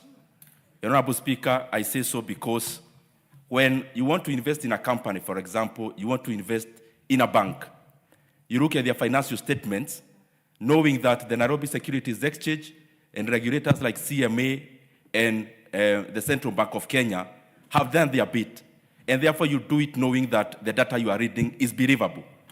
Honorable Speaker, I say so because some of the data I saw presented last week, I don't know exactly whether it is the Kenya National Bureau of Statistics that is wrong, or it is the speech, and especially the people who made the speech who didn't have the correct data, Honorable Speaker. The first thing I want to cite is the exchange rate. We have been talking here in Parliament and especially giving a narration that we have made the exchange rate to climb down. Honorable Speaker, in the day of elections in Kenya, the exchange rate to the USD was 118 shillings. The exchange rate during the swearing day, Honorable Speaker, was 120 shillings. The exchange rate reached 159 actually in 2023 when we were still around, Honorable Speaker. And therefore, Honorable Speaker, the exchange rate has actually depreciated by 8.5% from August of 2022, Honorable Speaker. And it is in an era where the USD itself globally has depreciated by 10%. And therefore, Honorable Speaker, there, I don't know which data is actually correct. The other issue, Honorable Speaker, is the performance of the Nairobi Securities Exchange. The truth of the matter, and Honorable Speaker, it is usually said that when you have a lion, you just need to unleash it. You don't need to defend it. It defends itself. And that is how facts are, Honorable Speaker. You release them, they defend themselves. The Nairobi Securities Exchange, just like all the other stock exchanges in the world, they are not measured by market capitalization. They are measured by indices. And there are two indices in the NSE, Honorable Speaker. One is called the Nairobi Security or Share Index. The other one is called the 20 Share Index. Honorable Speaker, the highest you have seen, and I say so because in the speech, I saw that the Nairobi Securities Exchange is in its all-time high. Honorable Speaker, that is incorrect. The Nairobi Securities Exchange, even citing the last 5 years, Honorable Speaker, only, or even the last 10 years, its all-time high in the recent past was actually 2017. But the very much all-time high, Honorable Speaker, was actually around 2007. The Nairobi, the NASI, which is the OSHA Index, Honorable Speaker, the all-time high of NASI was actually in 2017, not as it was being given in the speech. And the Honorable Speaker, even the data on construction. If you read the Kenya National Bureau of Statistics, the construction sector in Kenya in the 2024 year, Honorable Speaker, it actually contracted by 2%. The consumption of cement was down by 7.9%. Consumption of steel was down at a level where we are doing housing projects. Honorable Speaker, I say so because for us to move forward, we have to be very deliberate and factual on where we are. And that is why after all is said and done, data always speaks for itself. Because if you compare, Honorable Speaker, Kenya, compare the last 3 regimes for the first 3 years, the regime of President Mwai Kibaki, the regime of President Uhuru Kenyatta, and the current. The first 3 years, President Uhuru Kenyatta took the GDP of Kenya when it was $19 billion. In the first 3 years, it was $26 billion. It was up by over, I think, let me actually quote correctly, Honorable Speaker, it was up 36%. The first 3 years of President Uhuru Kenyatta, it was 21% growth in the GDP. The current situation, Honorable Speaker, the first 3 years, the economy has only grew by around 14%. If you grade using NEC, you times by 2, Kibaki gets 72%, President Uhuru Kenyatta gets 42%, President Kibaki gets 72%, Uhuru Kenyatta 42%, the current one is at 29%. You can use NEC to grade, Honorable Speaker. Honorable Speaker, the other issue I want to cite is even the regional dominance of Kenya. In the year 2024, Honorable Speaker, Kenya was actually last in terms of growth in the region. Uganda grew by 6%.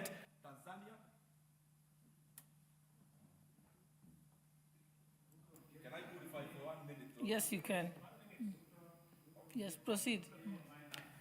Thank you very much, Honorable Speaker, for addition of that 2 minutes. Honorable Speaker, I was saying, in the year 2024, Uganda grew by 6%, Tanzania by 6.1%, Honorable Speaker. Rwanda grew by over 8%, Kenya grew by 4.7%. Honorable Speaker, also, as I said, facts are like lion. You release them, you don't defend them, they defend themselves. Honorable Speaker, as I come to the conclusion, I thought the president would actually talk about, or the speech would include the issue of debt. Kenya is currently borrowing 3.5 billion shillings every day, unprecedented.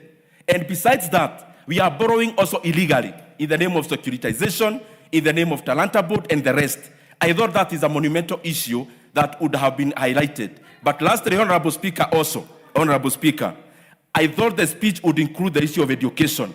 The speech was read in a situation where, Honorable Speaker, our principals have received a circular to increase school fees for day scholars, Honorable Speaker, starting January.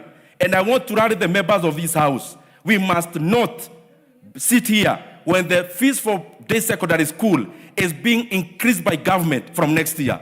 Honorable Speaker, very lastly, I didn't hear the issue of confirmation of the JSS interns, who are 20,000 in number. Honorable Speaker, these JSS interns, our brothers and sisters, must be confirmed into permanent and pensionable terms immediately without delay. I submit, Honorable Speaker. What's your point of order, Honorable Mohammed?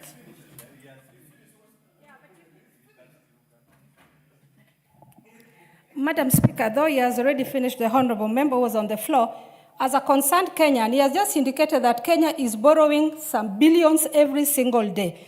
I would like him to tell me today, how did we borrow? Which bank, which institution borrowed us? Because when you are speaking here, we need to tell Wananchi the truth, not just lying. You know, that's a story that can burn a country. When you hear your country is borrowing every day, I beseech you to ask him to give me evidence as a Kenyan.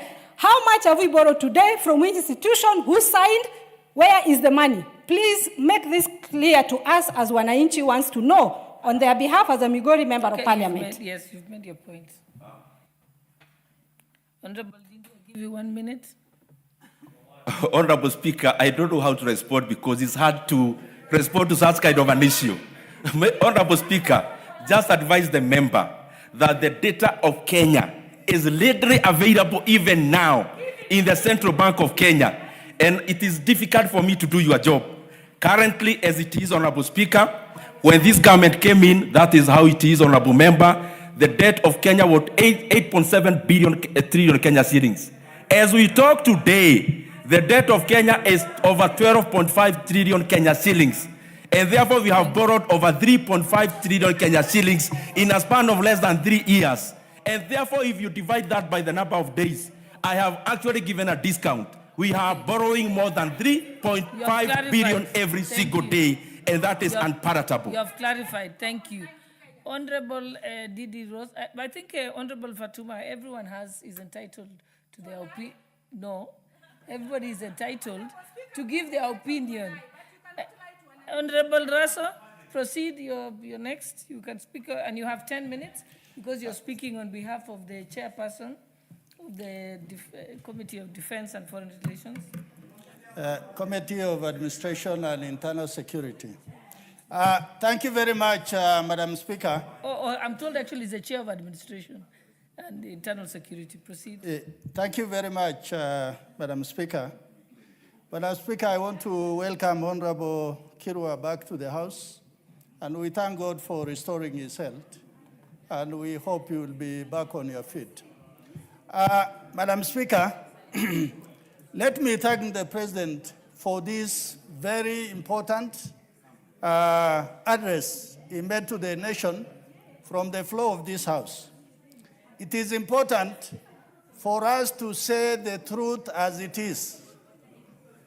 You know, Madam Speaker, leaders rise and they make their countries rise at the right time.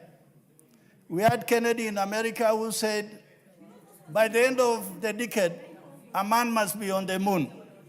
Then we had Mao Zedong, who removed his country, China, from a peasant economy to a thriving economy. We had Lee Kuan from Singapore, a man who raised his country from a very rudimentary country in terms of the economy to today a first world country. Madam Speaker, Clinton, when he became the president in 1990s, he said the economy is stupid, and he transformed the American economy. So when we try to compare ourselves, borrowing from what Honorable Dindi Nyoro said, of comparing ourselves to the growth of the Ugandan economy or the other East African economy, our economies are much bigger, and the growth has to be relative to what is the size. And that is why our economy cannot grow at 7, 8, 9, 10%, if really it can grow at 5% and it still meets its strategic objective. Madam Speaker, let me talk about a few things the President talked about. The first one is about national security. Today, as Kenyans, we must appreciate this government that today that the guns are silent in the arid and semi-arid lands. Of the 6 counties of North Rift, you will find that there is no fighting. In Turkana, in West Pokot, in Baringo, in Marakwet, in Samburu, in Isiolo, in Marsabit. This shows the security investment by this government by improving the governance architecture of having DCCs, ACCs, by having more police stations, having more boots on the ground. Madam Speaker, this government is on record that today we are recruiting 10,000 policemen. That has not happened before in the previous administration. It is good to say when it works and when it is positive. We cannot always be prophets of doom. Madam Speaker, on agriculture and food security, at the beginning of his leadership, the President said, we are not going to subsidize consumption, we are going to subsidize production. Today, when you go to supermarket and you find that food is relatively more affordable than at the beginning in 2022, then it means the agriculture sector is working. Furthermore, when the President says that he's going to build dams in arid and semi-arid land, in Wajir, in Mandera, in Marsabit, in Garissa, in Tana River, because 80% of Kenya is arid and semi-arid land. These are the places where we are likely to have more land and expand land for agriculture. Madam Speaker, on the issue of infrastructure, you know, the reason why infrastructure is more important is for predictability in terms of traveling. Today, if I leave Marsabit at 8 in the morning, I know by 4 I'll be in Nairobi. That is how infrastructure is so important. Today we talk about the airport in Ethiopia, Addis Ababa. Then here we are saying we don't want to expand our airport at Jomo Kenyatta just because of busybodies saying the government is going to lose jobs and many other things. But what we are saying with this president, that he must be courageous enough to take the bull by the horns. By expanding Jomo Kenyatta Airport, we are the hub of this region. How comes that we are losing business to other countries in the region, much smaller than us? Madam Speaker, what is so important in infrastructure is to have national infrastructure bond. As opposed to expanding the tax bracket, more taxation to Kenyans. If we have a fund that is going to be self-regenerating, then it means we'll be able to construct as many roads as we can without resorting to Kenyans dipping more into their pockets. Madam Speaker, what this country needs is a change in the strategic culture. We must begin to have confidence in our leadership.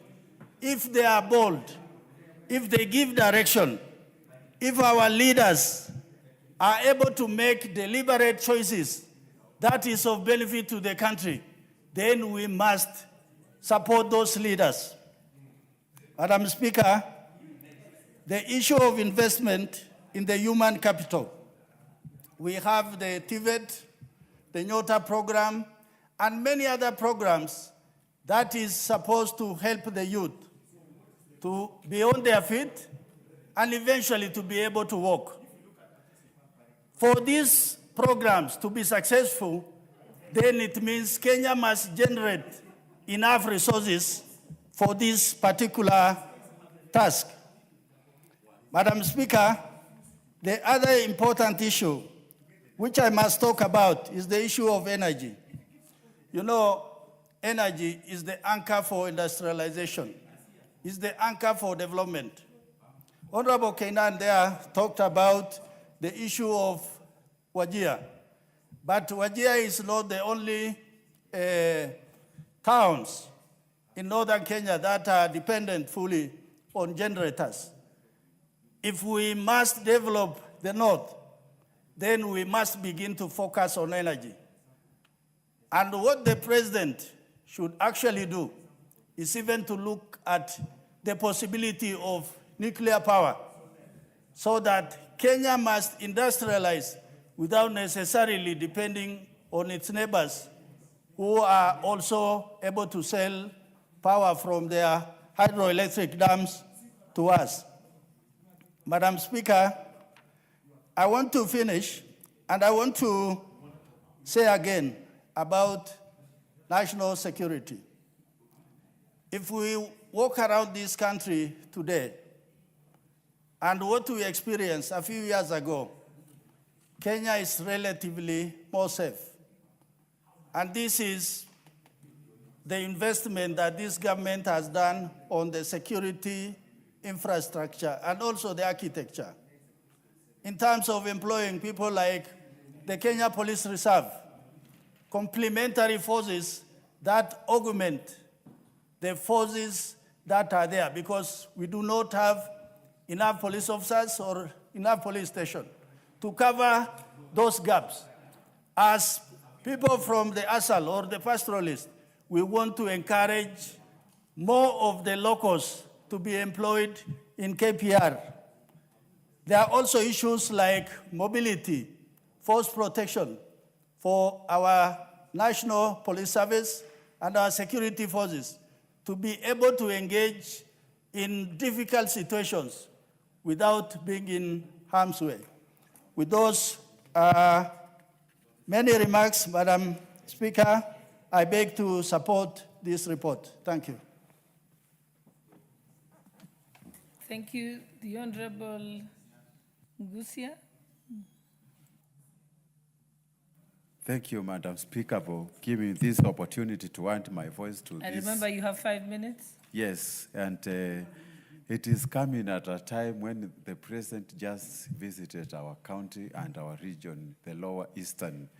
And before onset, I would like to take this opportunity to thank him more especially for visiting my constituency and becoming the first ever president actually to visit for presidential visit on matters of development. Congratulations, William Samoei Ruto, for what you did to people of Mwingi West. As thought project that was actually promised by the first President of the Republic of Kenya, 1976. Now it has become a reality. And Mwingi West people will never forget that. Madam Speaker, the President started by reminding us how far we have come since 62 years ago when we achieved the independence. And he reminded us we really struggled and sacrificed a lot. And right now, we are witnessing tremendous development in our country, relatively compared to our region. And it was very categorical that it can be done. The tigers of Asia, the South Korea, Singapore, Hong Kong, and Malaysia, the way they have come from far. While we can actually look at the national debt, when I remember the deputy president, when he was all over seeing it was, he found an empty coffers. But president went ahead and rectified everything, and congratulations to him, because we never devoted debt before. And the issue of inflation, I remember it was the chorus, and he found us in a very horrible situation when the prices of the commodities had already risen. And congratulations for that resilience. We have seen it, Madam Speaker. I would like to echo the sentiments Majority Leader Kimani Ichung'wah, who really traversed with us through Kabani region. And I can tell you for free, there are 4 key projects that the community has been crying for since independence. It is a reality. These roads we are talking about, it's happening now. And coming from this region, I can confirm without fear, the President has delivered in terms of road infrastructure. Recall when he counted the number of roads he is going to drill in this country, adding the kilometers to 28,000. And this one will take us to almost the first world. So we need really to be positive as matters of development are concerned, Madam Speaker. Madam Speaker, the issue of GDP, Kenya was ranked 8th. Now we are 6th in Africa. That is a big plus. We have improved from position 8th to position 6th. And that is something that should be recognized. And we need to keep on moving up and consider now comparing ourselves with the tigers of Asia, instead of comparing ourselves with the African brothers and sisters, Madam Speaker.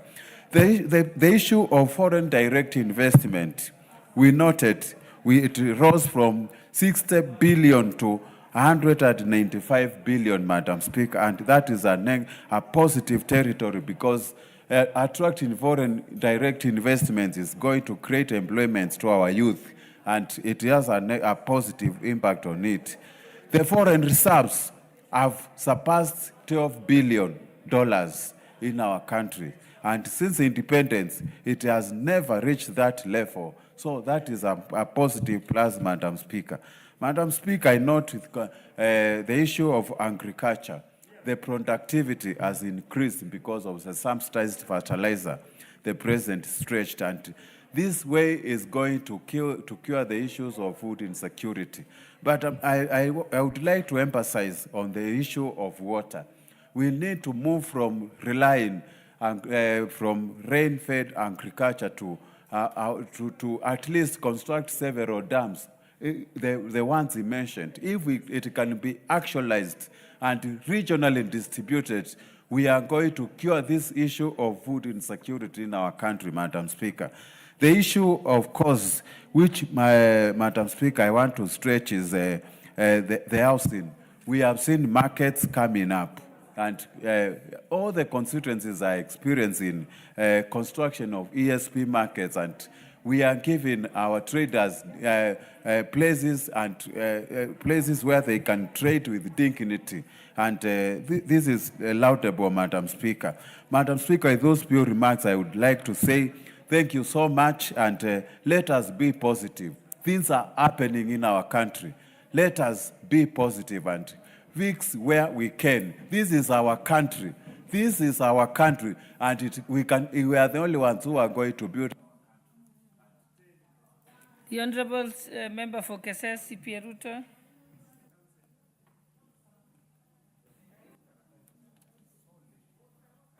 Thank you so much, Madam Speaker, for this opportunity given me to weigh my comments on the speech that was made by the President on the State of the Nation address. But first, in his absentia, I want to commend Honorable Kirwa for the faith and the strength that he has taken through his health treatment and recovery process, and that today he has appeared here. I would have also wished to make a comment to his dear wife, Frashan, for the good work she did to ensure that she gave the right support to the husband.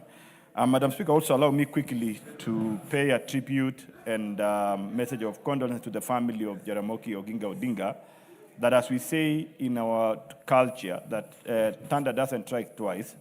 However, to the family, today we received the sad news of the death of the sister to the late Right Honorable Raila Amolo Odinga, Perry Laching, and it is so unfortunate, and I want to take this moment on my own behalf and the behalf of Kasese to pay tribute. Madam Speaker, I want quickly to make a few observations on the speech made by the President. Number one, Mr. Speaker, if you listen keenly on how the President stood in the body of Mia and spoke to Kenyans through this National Assembly, it is a message of hope. It is a message of surety. It is a message of guiding Kenyans from where they were, the difficulties Kenya has gone through, to a better promise land, like the way God promised the children of Israel, that they will go to the land of Canaan, land full of milk and honey. However, it was a long journey, full of difficulties and challenges and hunger. This is where the country Kenya has been for all decades since we attained independence. We've had a lot of focus from the first president, where he spoke about fighting diseases, anger, and poverty, and of course, access to education. Second president came in the same way. Third president, the late Mwai Kibaki, spoke on the economic transformation, and he initiated the discussion about transforming our economic agenda and development of the nation. That is where the beginning of growth of debt in this republic, in equivalent level of the infrastructure growth that we saw. President Uhuru Kenyatta came in on the 4 pillars, the agendas on affordable housing, on the issue of food security, on the issue of universal health coverage, on the issue of housing. All those, he spoke about them, but we never saw the results.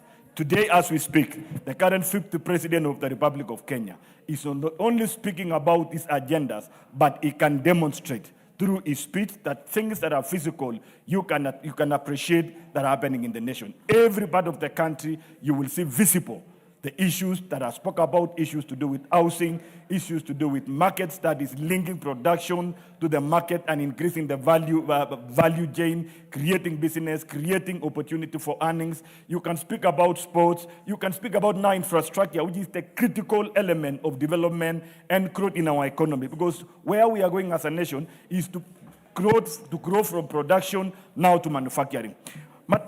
Madam Speaker, listening to my senior colleagues who have spoken here, casting aspersion and sending negativity on the statement of the president on the ground of the difficulty of our economic situation.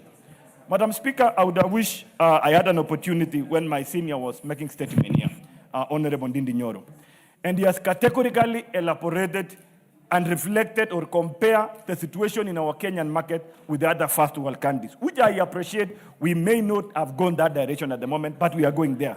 However, I would have wished him to clarify that the 3 preceding budgets that he saw here as the chairman, budget and appropriation, and as we know very well, that the budgets of the country are prepared very well on or basing or on the background of the economic condition of the nation.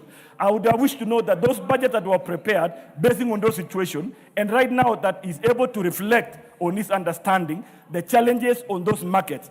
Madam Speaker, or Mr. Speaker, kumbe there is a change of the Speaker.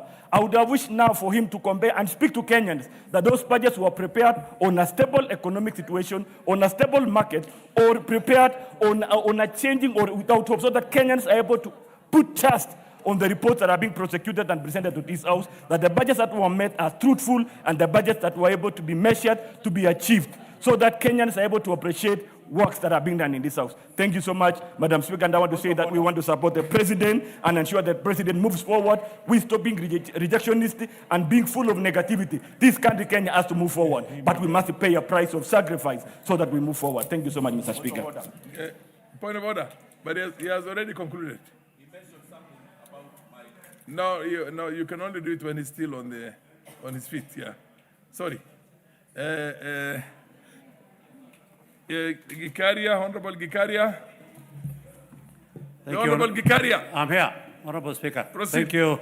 Thank you, Honorable Speaker, for giving me this opportunity to give my comments on the State of the Nation address that was given by His Excellency the President. Honorable Speaker, I want to start by saying that the address that was given by the President was factual. Honorable Speaker, in the very first paragraph, he says, 2 years ago, Honorable Speaker, when I delivered my first State of the Nation address, I had a vision to sell.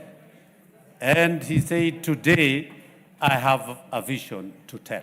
Honorable Speaker, how true this statement could be is elaborated, Honorable Speaker, by the so many paragraphs that in his speech that has reflected what he has to sell by saying factual, figurative, and even naming institutions, Honorable Speaker, that have spoken and have given figures.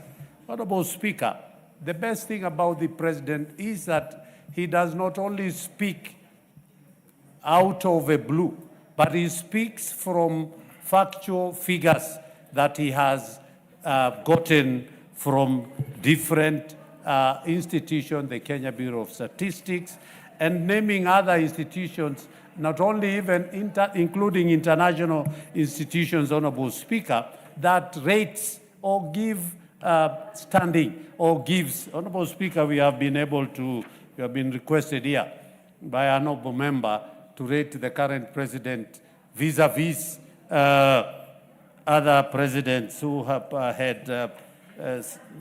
who had come before him. Honorable Speaker, we keep on reminding people that him at 27%, at 29% purported, as you are being told, Honorable Speaker, and with only 3 years of being in office, actually 2 years in office, then the actual rating could have come if he has finished the 10 years like the other two predecessors who have been indicated, Honorable Speaker.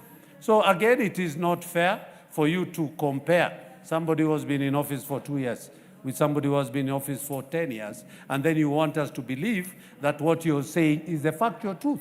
Honorable Speaker, that is not a proper comparative figures that you can be able to. But that said and done, Honorable Speaker,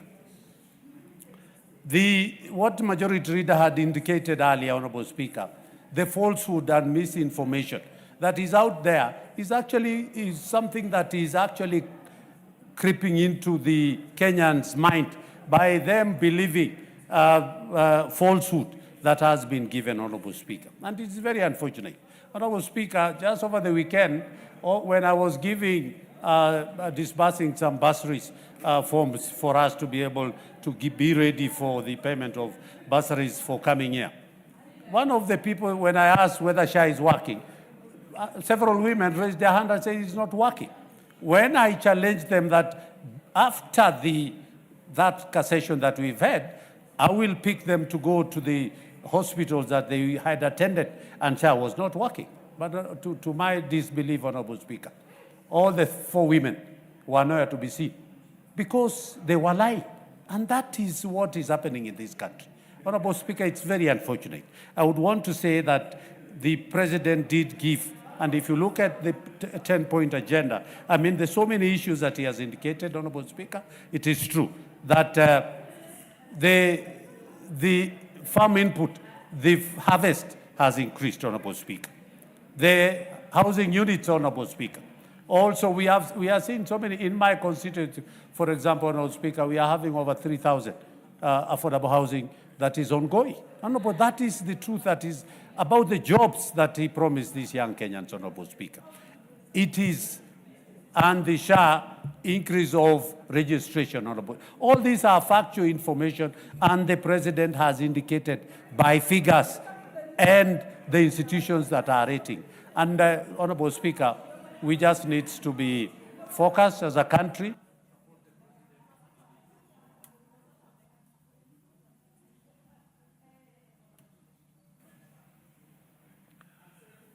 Honorable Sarah Korere.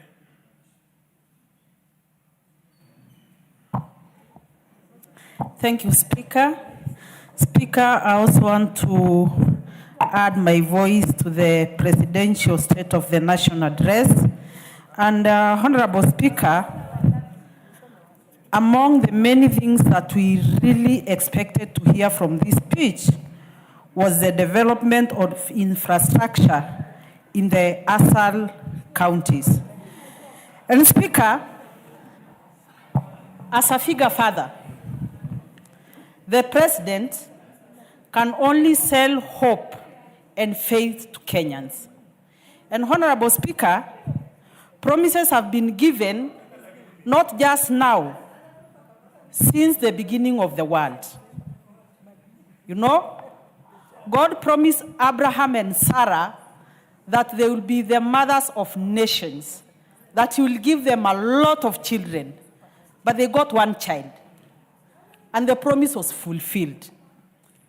Speaker, God promised the children of Israel that he will deliver them to a land called Canaan, and it took them 40 years to reach Canaan, and the promise was fulfilled. When promises are given, the next phase of promises is to wait for the promise. And Speaker, when the President spoke about subsidies, it is true. Before 2022, subsidies were given to fuel, to unga, not production, but consumables. And Speaker, these subsidies were enriching the ones who are already rich to the detriment of the poor Kenyans. But when the President subsidized fertilizer, the price of unga, which is a common meal to almost every table in this country, has reasonably gone down from the 250 in 2022 to 130, 120, depending on where you come from. But, Mr. Speaker,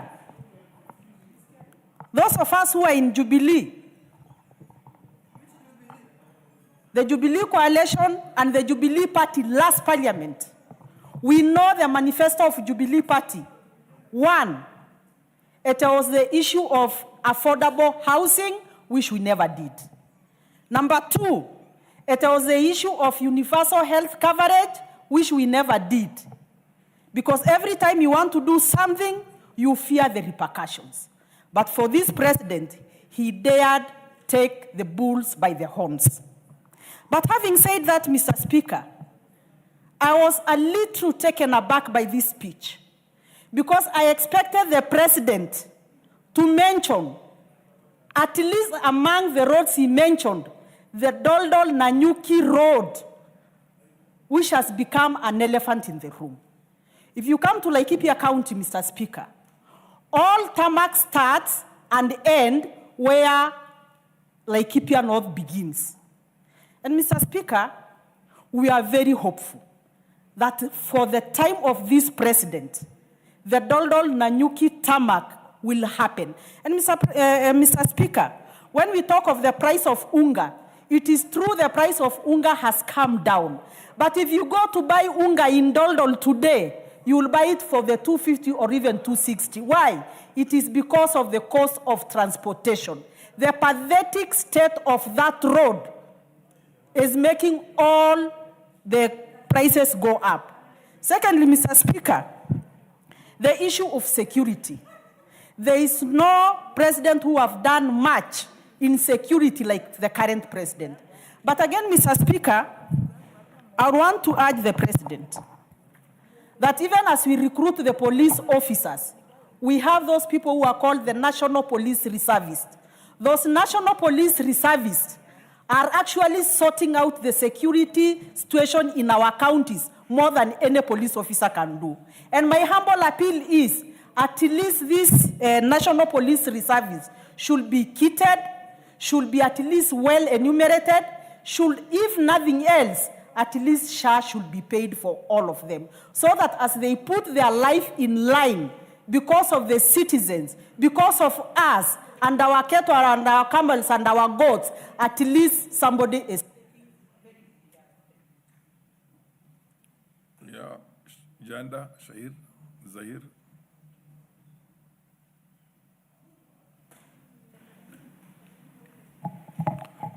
Thank you, Honorable Speaker. I would like to support the President's speech.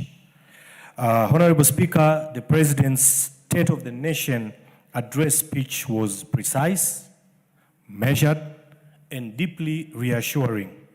He spoke with firm clarity on our national progress and set a confident, unifying tone for the path ahead for the country. A statement's message, very well balanced, articulate, visionary, and anchored in service to the people.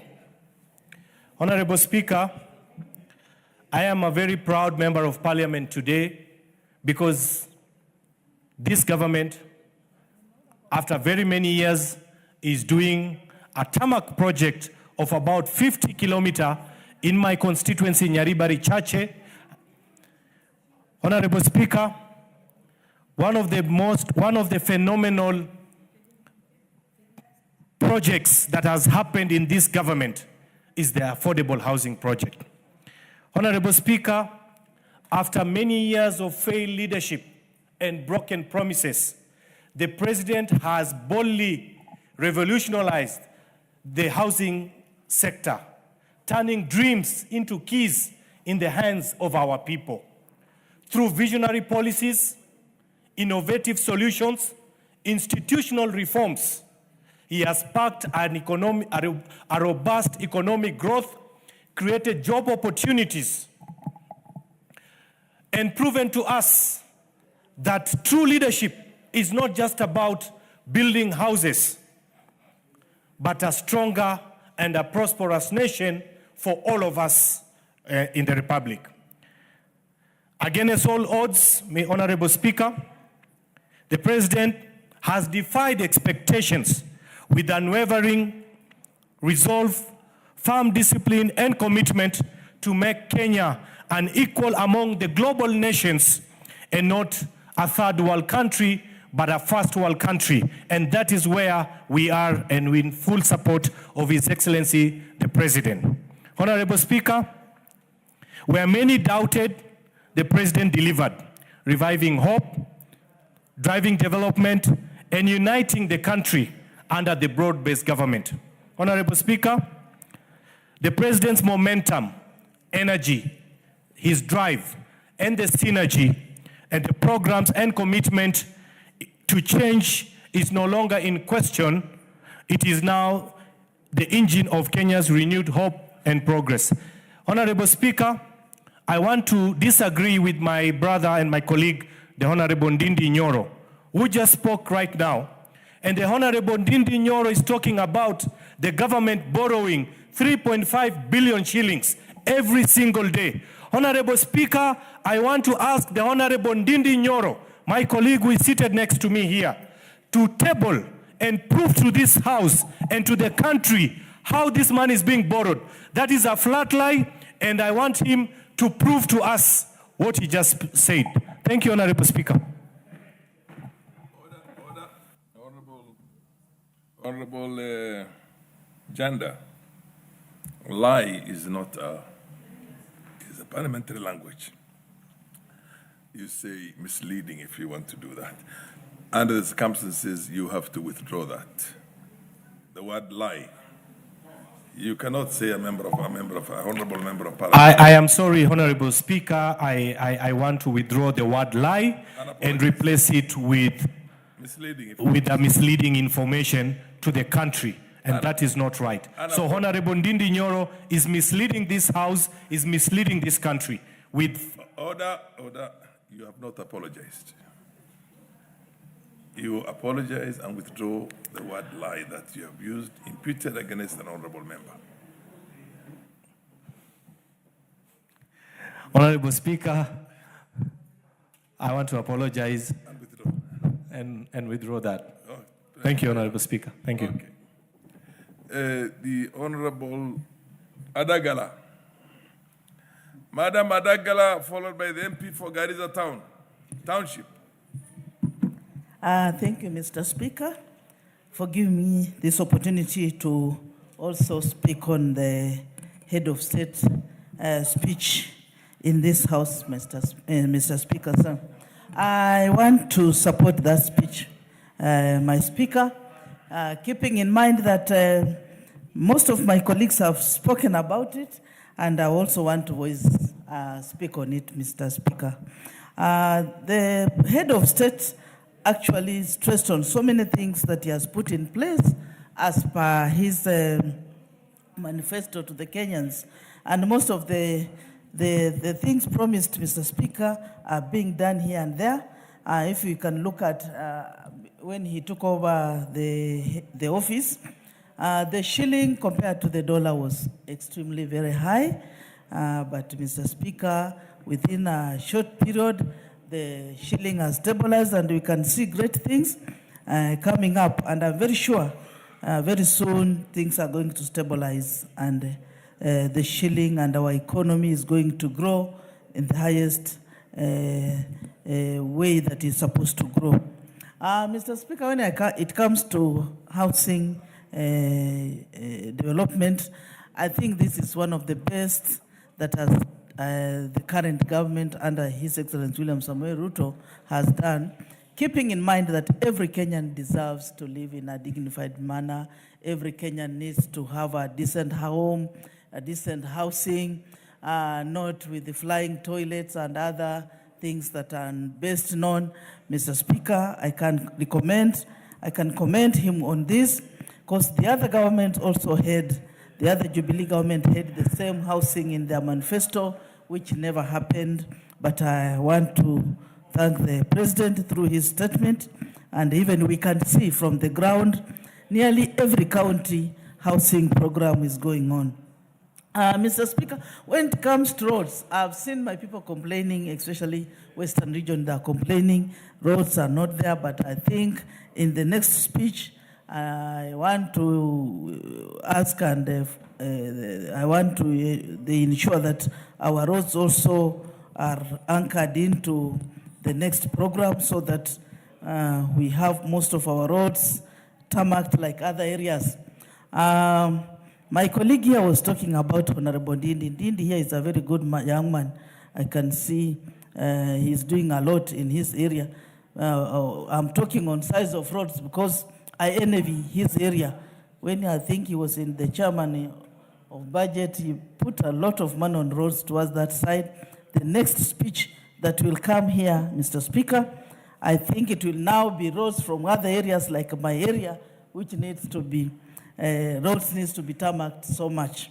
But I want to say that this is the best message the President brought into this House. because things are being stabilized here and there. And Mr. Speaker, if we can go by that, this is just half, almost a quarter or 3/4 of his regime.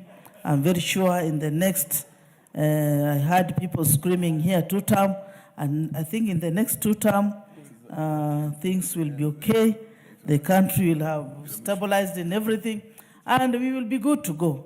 Mr. Speaker, I think this should be encouraged, because once things stabilize, like I'm happy with the fertilizer. You know, us in our area side of our place, we like eating ugali, and I want to say that the fertilizer reduced from the last regime from 7,000 to 2,500, which is a plus. And also will encourage, as we are coming to the new year, I'll encourage also, he may look at the seeds also, the prices to come down, but the farmers also who are planting the maize and so forth also to have good prices. Therefore, Mr. Speaker, to me, this speech was very well calculated. It is a very good one. We need to encourage this, but now we want to ask the president to keep on pushing for more and also fight the demon that is called corruption. I'm sure once corruption is fought, this country, we are going to be among the best, as he is desiring Kenya to be like Singapore and other developed nations.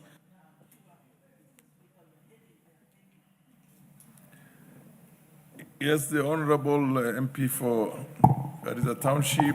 Thank you, followed by the Honorable Rosa Buyu, and then followed by the Engineer Kiragu. Thank you, Mr. Speaker. In that order, and then followed by Omondi Karoli. Proceed. After me, okay. Thank you, Mr. Speaker, also for giving me this opportunity.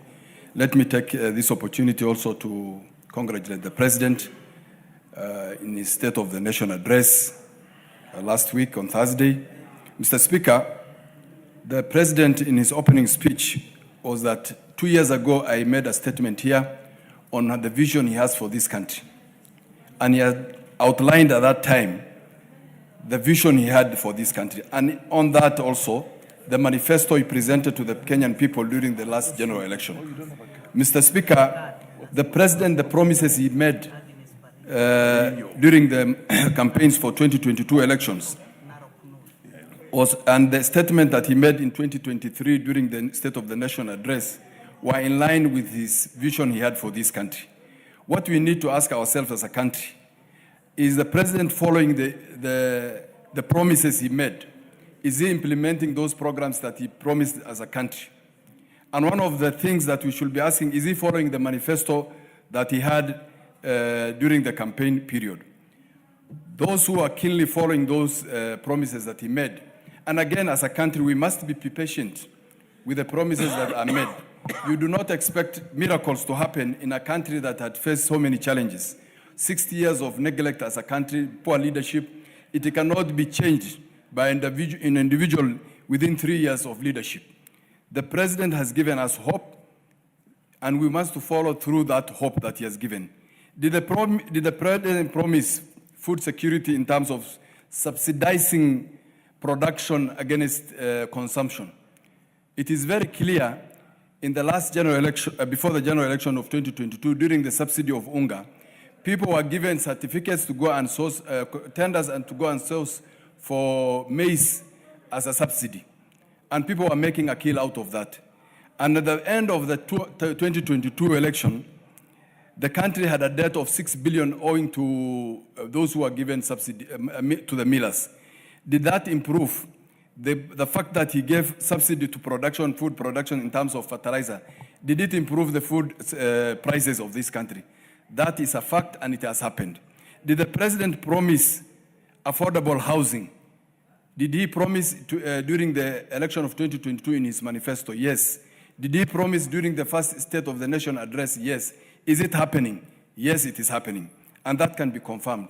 Did he promise markets? Yes. Are they happening? Are they under construction? They are happening. Did the President promise Hustler Fund? Today, hustlers have borrowed 80 billion Kenya shillings, and there is a saving of 5 billion shillings out of that 80 billion borrowed. And we have 76% payment by those who borrowed. Did the president promise stabilization of the fuel prices? Yes. Did it happen? It happened. During Uhuru's time, fuel subsidy was done, almost 40 shillings a liter to the fuel OMCs, those who are supplying fuel to the country. During that period, did we face challenges in terms of accessing fuel in this country? Yes. Did it stabilize now? Do we have enough flow of fuel, the availability of this fuel? Yes. Did we pay, during that time, at the end of the 2022, after the election, oil dealers owed this government 70 billion Kenya shillings, and it was paid by William Ruto after he came to office. This country today, Mr. Speaker, every international organization is trooping into this country. WTO has opened. UN offices have been opened, relocating from New York and Geneva. Why is it happening? It's because of the stabilized country, politics, good politics, the democratic ideals of this country. Did the President promise teachers? 76,000 teachers were recruited during the last 2 periods. Almost a third of the country's teaching fraternity for the last 60 years. So, Mr. Speaker, as I support this agenda of the President, Kenyans must be patient with the President. We do not expect magic to happen so that...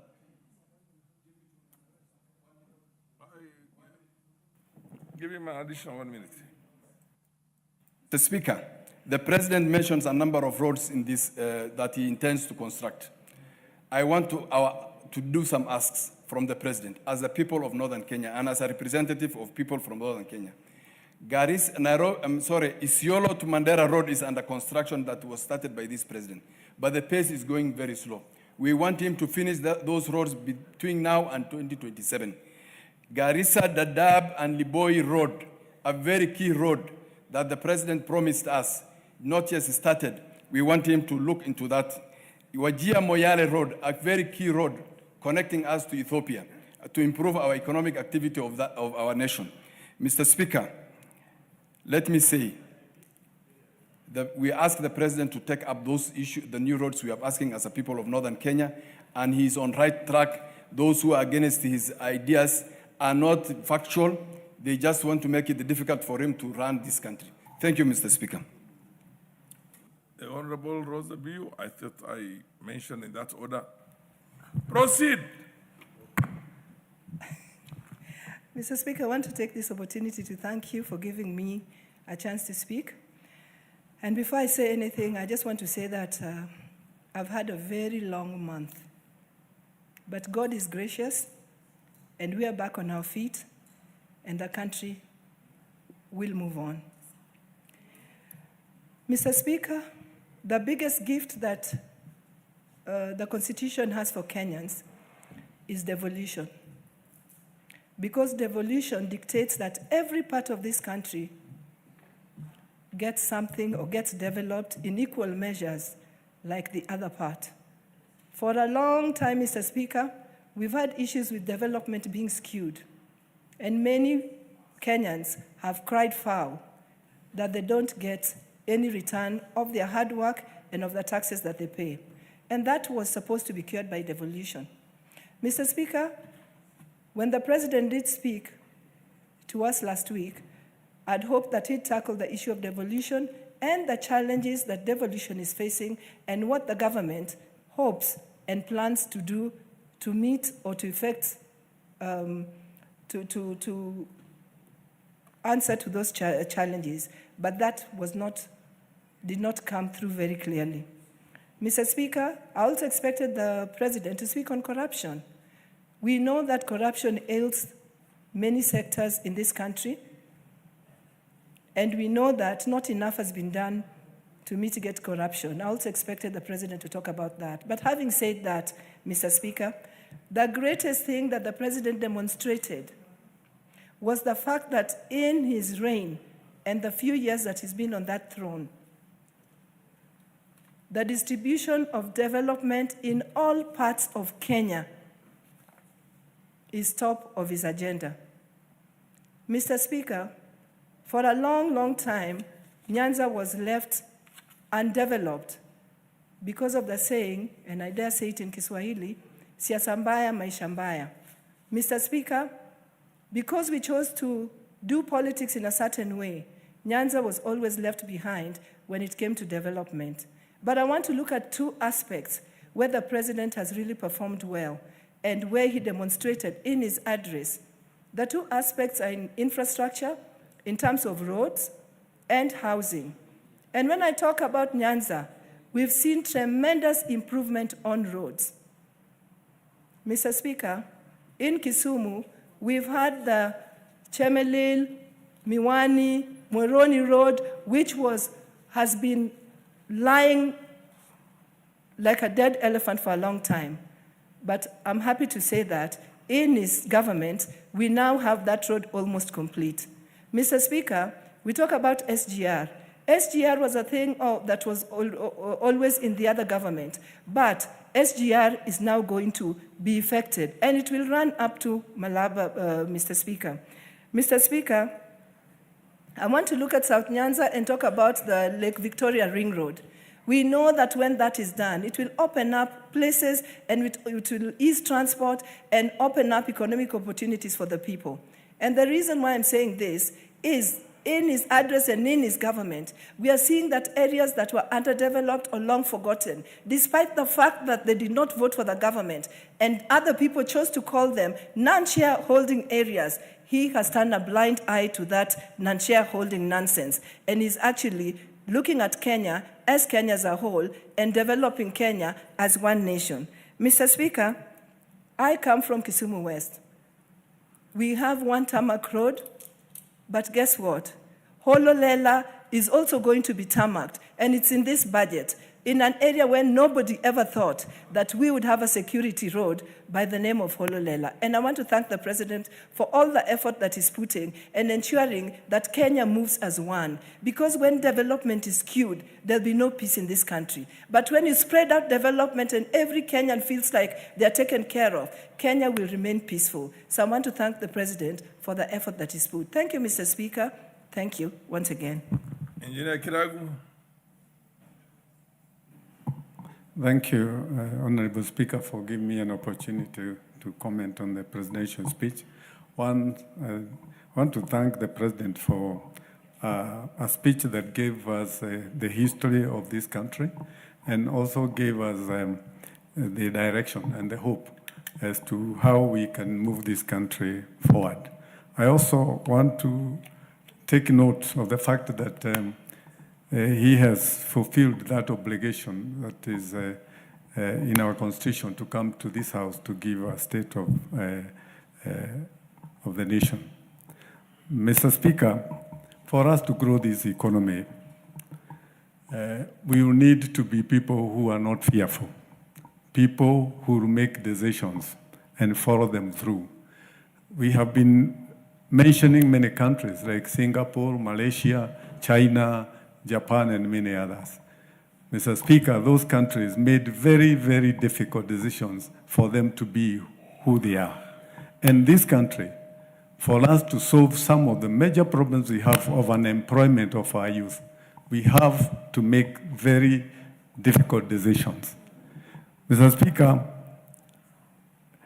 we have a challenge of making this country competitive to enable people to come to this country to invest so that we can create employment. One of the key things that the President mentioned is to bring down the cost of power in this country. And I am happy myself as an engineer when he mentioned about nuclear energy. Many people fear this nuclear energy generation. But most of the countries that have made it, they have actually utilized the nuclear energy to make their power generation more efficient and affordable. So for us to move on is to stabilize our education system, to make sure that we emphasize research and development. I know, Mr. Speaker, one time I was the engineer in charge of Nyayo car. And when we finished the testing and we were to do commercial, there was argument, and I want to respect my friend, honorable member of Dede Nyoro of Keharu. I had many such economists give figures and data, and all of them, they were negative. What we lost as a country is an opportunity to be a car manufacturer, because they argued you are not many in the country. And I was there seated saying, what about Sweden? They are only 7 million with their car like Saab and Volvo, and they were doing well. But Mahindra, the one of India, they made that decision at that time. And today, Mahindra is a vehicle manufacturing company.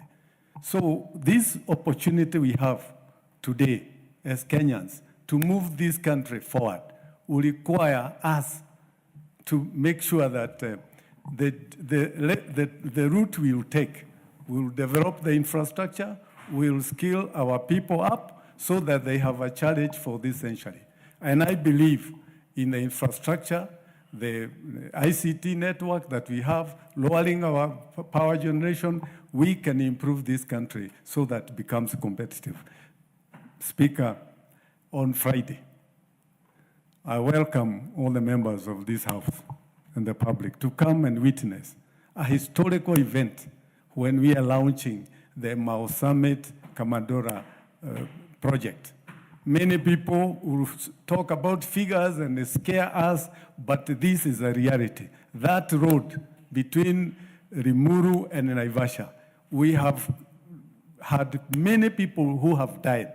As a country, we have lost over 4,000 people in a motor vehicle accident. What about the time we lose in our highways? I wish somebody can quantify that when they are giving the data. As a country, we are ready to improve infrastructure in this country.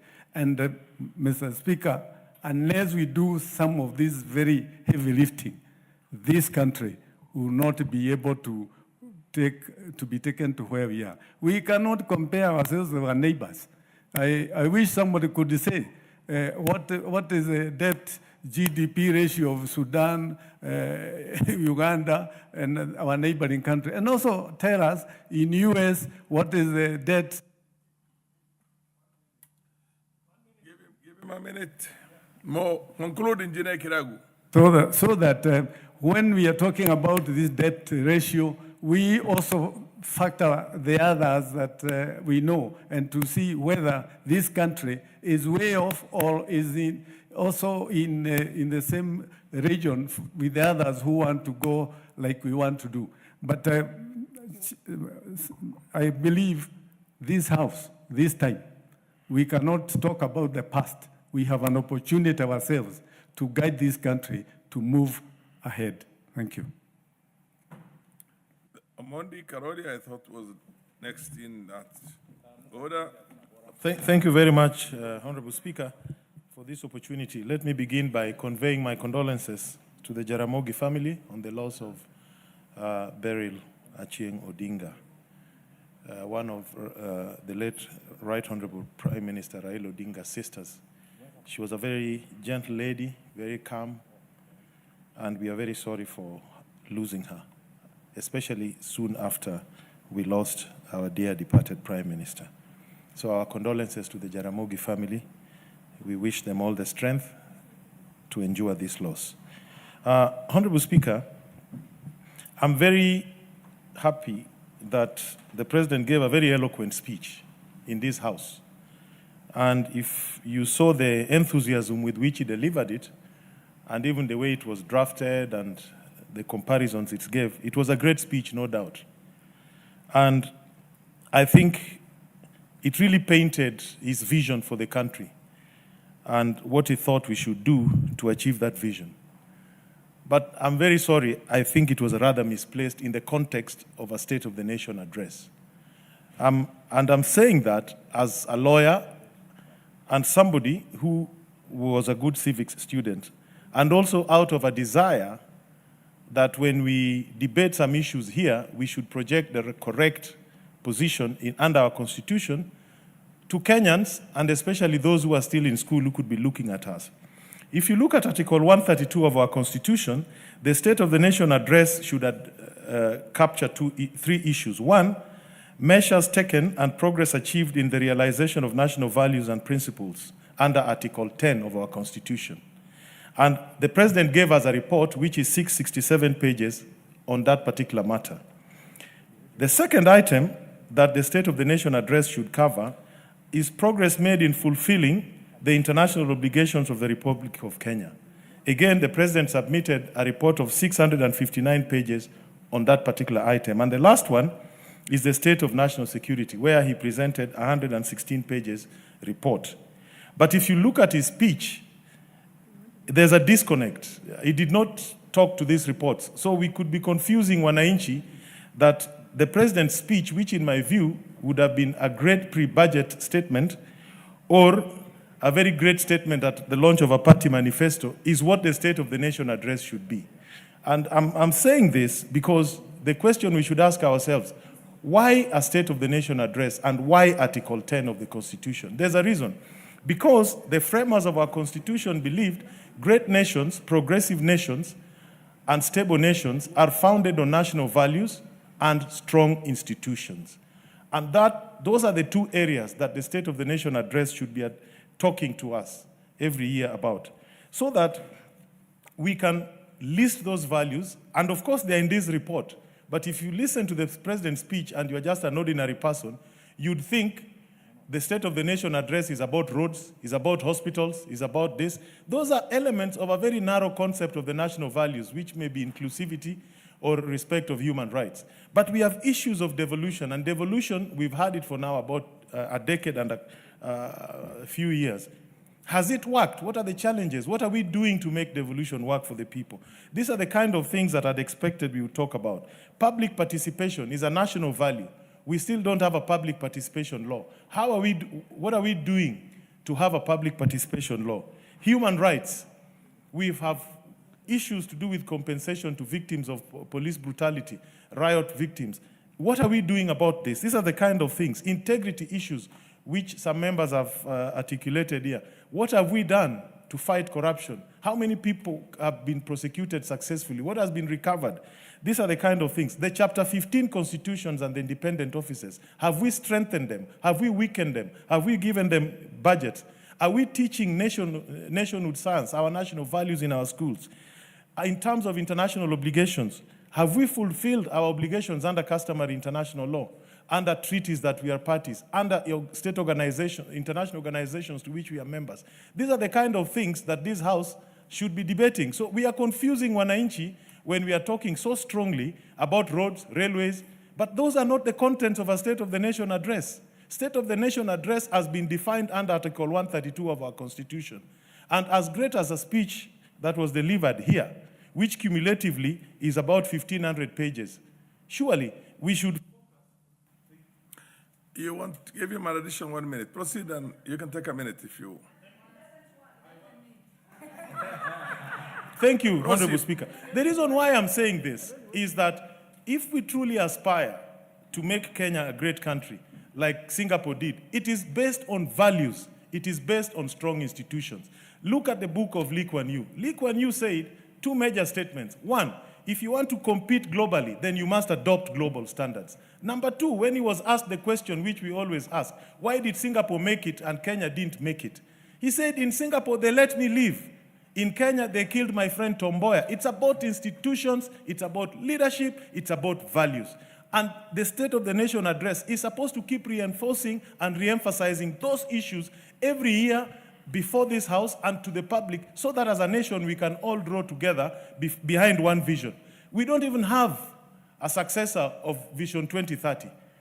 A partisan political party manifesto like what we have, the UDA manifesto, cannot be expected to deliver the kind of transformation we want. A true transformation will come out of a joint economic platform built by all parties and the entire country. And that is what the State of the Nation should be about. Thank you, Honorable Speaker. Honorable Naomi Wako, followed by Honorable Waluke, and followed by the Honorable MP for Dagoretti South. Am I right? And Thank you. then to be able to temper it also in terms of gender, the Honorable MP for Narok North. I'll come to you. I'll come to you all. Thank you, Honorable Speaker, for giving me this opportunity to also add my contribution to the current debate on the presidential address of 20th November 2025. Honorable Speaker, as a country, this speech has helped us to see a growing country, to see a country that is rebuilding its economy, to see a country that is being unified, to see a country that the leader, who is His Excellency the President, is working very hard to move from third world to the first world. Honorable Speaker, that cannot come easily. We have to all work very hard, and especially the elected leaders, together with our great people of this nation. We must work together so that we realize that big dream of transforming the entire nation. Honorable Speaker, when this government came into power 2022, we found ourselves in a big challenge because of the damage that COVID-19 brought. People's economy and businesses has crashed. Many people have suffered because of the challenges we went through during COVID. The country has gone through a big challenge because we were not growing in terms of economical empowerment, and because our businesses has come down. But Honorable Speaker, immediately we came into power, our president focused on different areas, on health, housing, infrastructure, and education. As a result of that, this government has enabled 73,000 teachers to be employed. And under that employment, every part of this country has benefited. One good thing that our president has done is serving this country and bringing all of us together, and also exercising equality. Honorable Speaker, I want to congratulate our president for all that he has done, and especially on health issues. SHA is working today. I remember when we debated, others were making fun of it and saying SHA, she, chief, and everything. And they were so negative. But today, their own families are benefiting. I have a relative who has benefited from this. Under education, as I said, our president is fully committed. And that is why, again, we have that promise of 100 teachers, 100,000 teachers to be employed. That will transform education sector.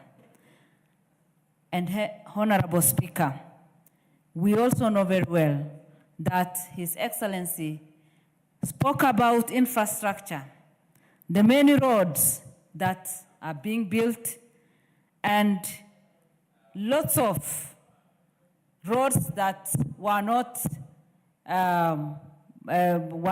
on today are working. Mine is just to say that areas like the place I come from, the security roads and other things that we have already made requests, and even I know when the president will visit our county for development tour, we'll be able to put some things in light. But mine is just to say that as a nation, one area that our president needs to focus on is on fighting corruption, which has become a real problem to us.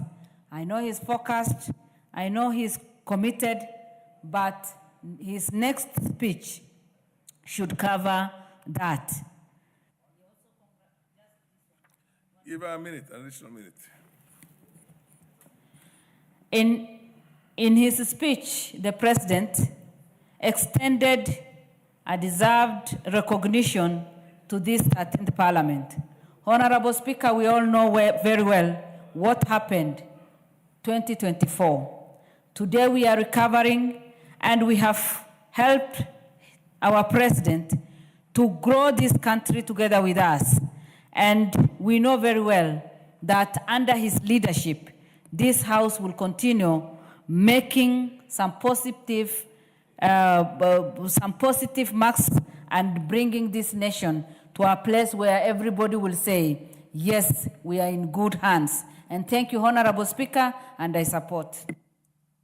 The Honorable Waluke, when the chair gives a certain order, that order has got. Thank you very much, Honorable Speaker, for giving me a chance also to contribute on the State of the National Address of the President. Our President was very clear, Honorable Speaker, and his speech inspired many of us on that day, Honorable Speaker. He talked of so many things that affect us as people of this nation, Honorable Speaker, especially the economy of this country. Honorable Speaker, it is true that the economy of this country has improved compared to as it was before. Honorable Speaker, in 3 years, indeed, our president has tried because of paying debts for this country and also making sure that the country does not remain behind in terms of development. The country is developing. Is the first president, the Honorable Speaker, to make sure that he pushes the resources from the central government to the down to the villages, to the constituencies, to the counties, where the people of Kenya are, because we all come from rural to the city, Honorable Speaker. He has made sure that when you go around the country, Honorable Speaker, everywhere, you can see a project, a national project, either water project, road infrastructure, Honorable Speaker, electricity. You can see it is going on almost everywhere.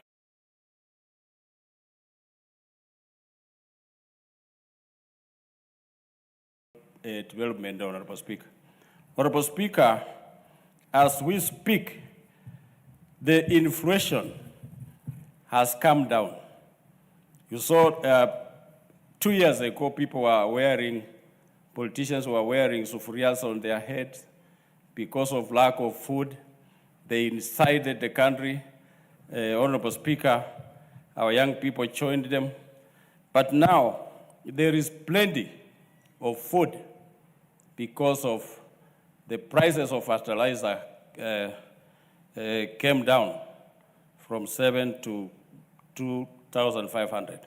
And that is what we were lacking. And the GDP, Honorable Speaker, is growing from 115 to now billion to now 136, which is showing that at least Kenya is growing economically. Honorable Speaker, if all Kenyans support the president, he is out to make sure that he moves this country to another level, which is our desire, Honorable Speaker.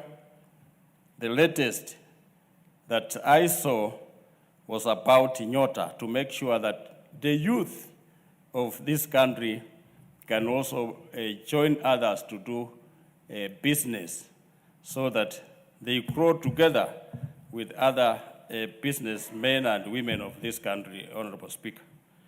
Honorable Speaker, we are moving together, supporting the President to make sure that this country is moving the right direction, because he wants to move Kenya to another level. He has a vision and a mission and a direction of this country, Honorable Speaker. So with those few remarks, Honorable Speaker, I urge Kenyans to support and leave alone the politics, because politics is over until 2027. But all of us, as people of this country, should come together and leave out the hatred so that we can support our country, we can support our government, we can support our president to move our country forward. Thank you very much, Mr. Speaker. MP for the Greater South, followed by Madam Pareo. No, first is KJ first. Mr. Speaker, I thank you for the opportunity to debate this very important event in the Parliament, in the life of Parliament, Mr. Speaker, when the President gets the opportunity to appear before this House and report to country on the progress that is being made on the promotion of our national values. Secondly, for the President to come and tell us how we are doing as concerns our international obligations, and also for the President to come and talk to us about the state of national security. And Mr. Speaker, we all have to admit that away even just from the substance, even the form, the way this State of the Nation address was delivered was in a state that we all agree was done very well, Mr. Speaker. And Mr. Speaker, coming out of this address, it was clear that we have a leadership and a president who has decided that we can no longer as a country afford to kick the can down the road. That it is time for country to do those things that we have always wished to have done since independence, but have never had the political goodwill or even the fortitude to do them, Mr. Speaker. We all know that some of the things that the President is reporting to us on the state of the nation, be it housing, be it universal health care, be it the change of our education system, be it a matter to do with the promotion of our youth, are issues that have lived in our manifestos for now more than 6 decades, Mr. Speaker. But each time any president has attempted to go forward with affordable housing or to go forward with universal health care, because of wanting to play populist politics, everyone has shied away from it. But Mr. Speaker, coming from the address, we could see the president report to us on the progress that we are seeing on affordable housing, Mr. Speaker. Unprecedented development across this country, offering in excess of 160,000 jobs to our youth, creation of fittings and furniture in our houses by our own fundis, Mr. Speaker. Things that we have wanted to do for over 6 decades are happening now, Mr. Speaker. We all know what mess we had run into as a country because of NHIF and the things that were happening as we were developing private hospitals at the expense of our public hospitals. And now, Mr. Speaker, coming out of this address from the President, we can see clearly that we are reversing that drive towards the building of private hospitals using national resources at the expense of national and public hospitals, Mr. Speaker. So, Mr. Speaker, the takeout from this address is that, one, Kenya is at a place where we have decided we will not kick this can down the road. We will face these problems head on, and we shall deal with them head on, Mr. Speaker. Mr. Speaker, the second thing I heard from this State of the Nation address, beyond the figures and the numbers that were enumerating the successes, I had a new call, Mr. Speaker, to a reimagined Kenya, where we have to think as a country, if we want development, where does the money come from? And Mr. Speaker, it is very clear that for the last years, we have been getting money from people's savings. We go to China and get a loan. The loan we get there is the savings of the people of China. And the President, in the State of the Nation address, was calling us to reimagine how, as a nation, we can push up our pensions, how we can push up our savings, and even how we can reorganize our budgets to save more as a country than we have been saving, Mr. Speaker. And why this is important, Mr. Speaker, is because going forward, we can see where we are at with our debts. We have already touched the debt ceiling, Mr. Speaker. So this call by the president on an infrastructural bond, on a sovereign bond, Mr. Speaker, talking to us about how we can become the new Singapore, Mr. Speaker, the answer lies in the soft issues. For Singapore to be what they became, there are two critical things that Singapore did. One, meritocracy, the place for meritocracy. And Mr. Speaker, the second thing is patriotism. On meritocracy, Mr. Speaker, we have to say that Kenya is in no doubt going to get 100% of President William Ruto. The question has to be, what percentage of KJ will Kenya get? What percentage of that other person will Kenya get? The president has committed to his job. Give him an additional minute. This president has demonstrably committed to doing his job, but Mr. Speaker, it must be said that he may not be able to do it on his own. What this House must call up the executive to do is the executive must bring up meritocracy. Those who perform must be rewarded for performance. Those who can't perform must go home, Mr. Speaker, and we get people who are able to deliver together with the president. Secondly, Mr. Speaker, patriotism as a soft issue. We all must be proud to belong. And by being proud to belong, Mr. Speaker, then we shall be able to give not only our 100%, but everybody else's 100% for the betterment of country. And Mr. Speaker, the state of nation, as I had it, is that this nation is coming from a very deep hole. We have stopped digging. Now we are starting to find how to claw out of this hole. Mr. Speaker, I do thank you. The Honorable Madam Parejo.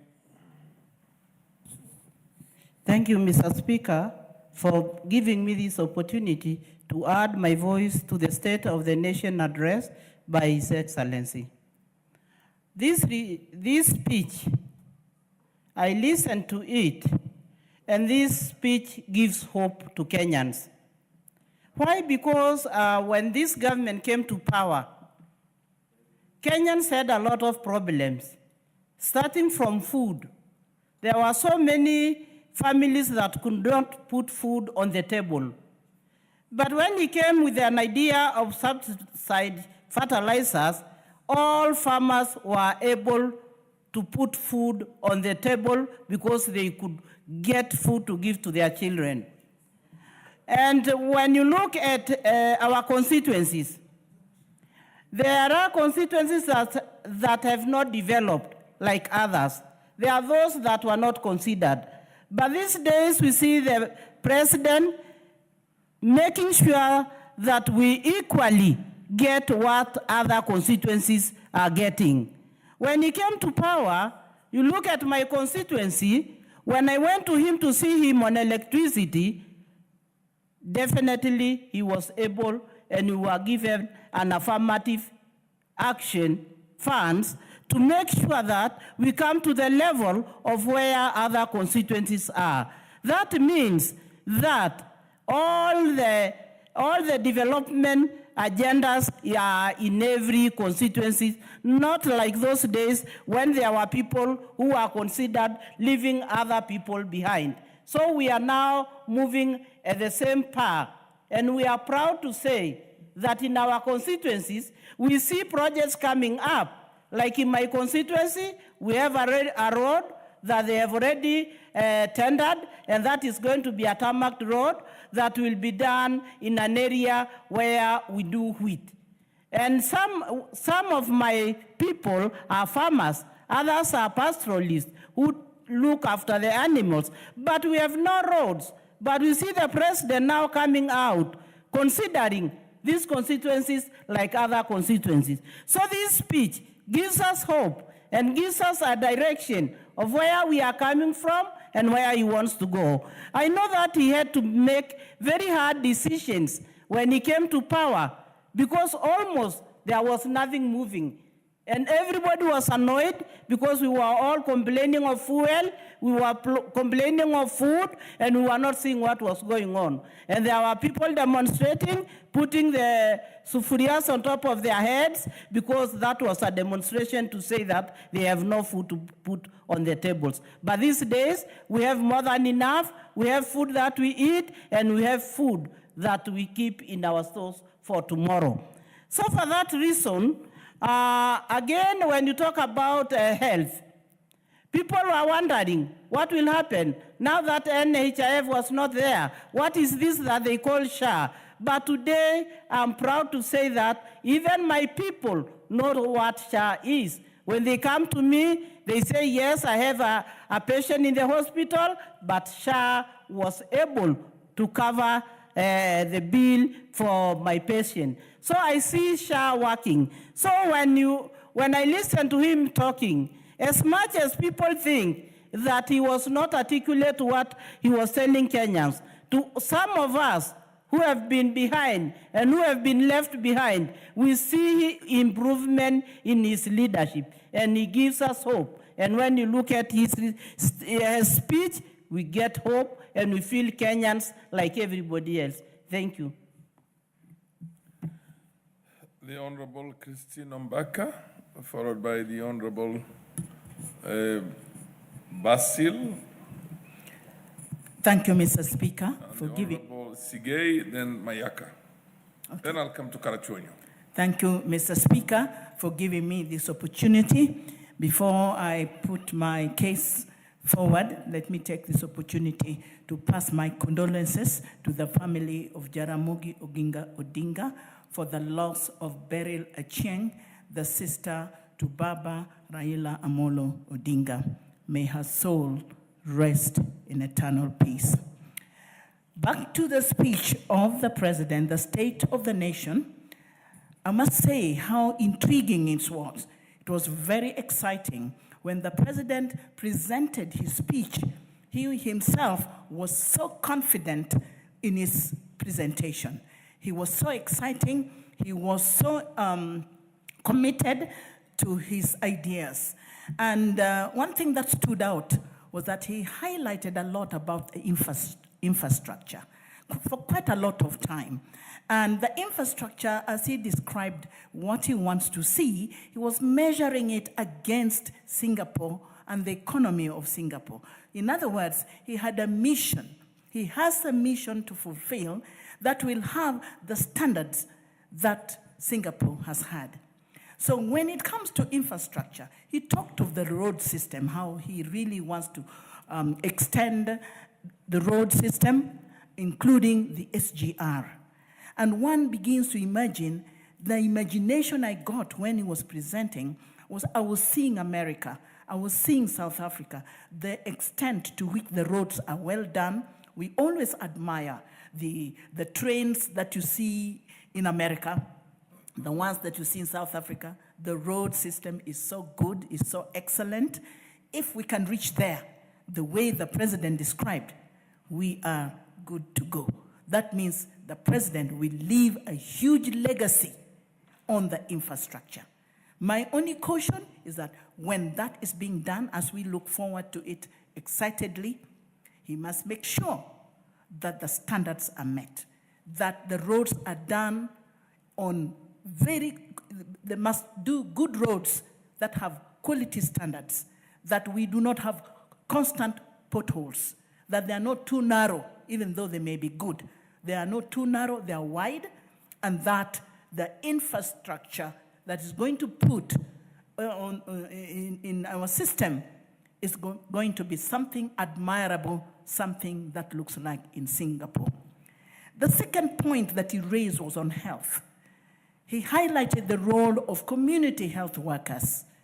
These are a group of people who are trained at local level to manage health problems that local people do have and would refer them to main hospitals.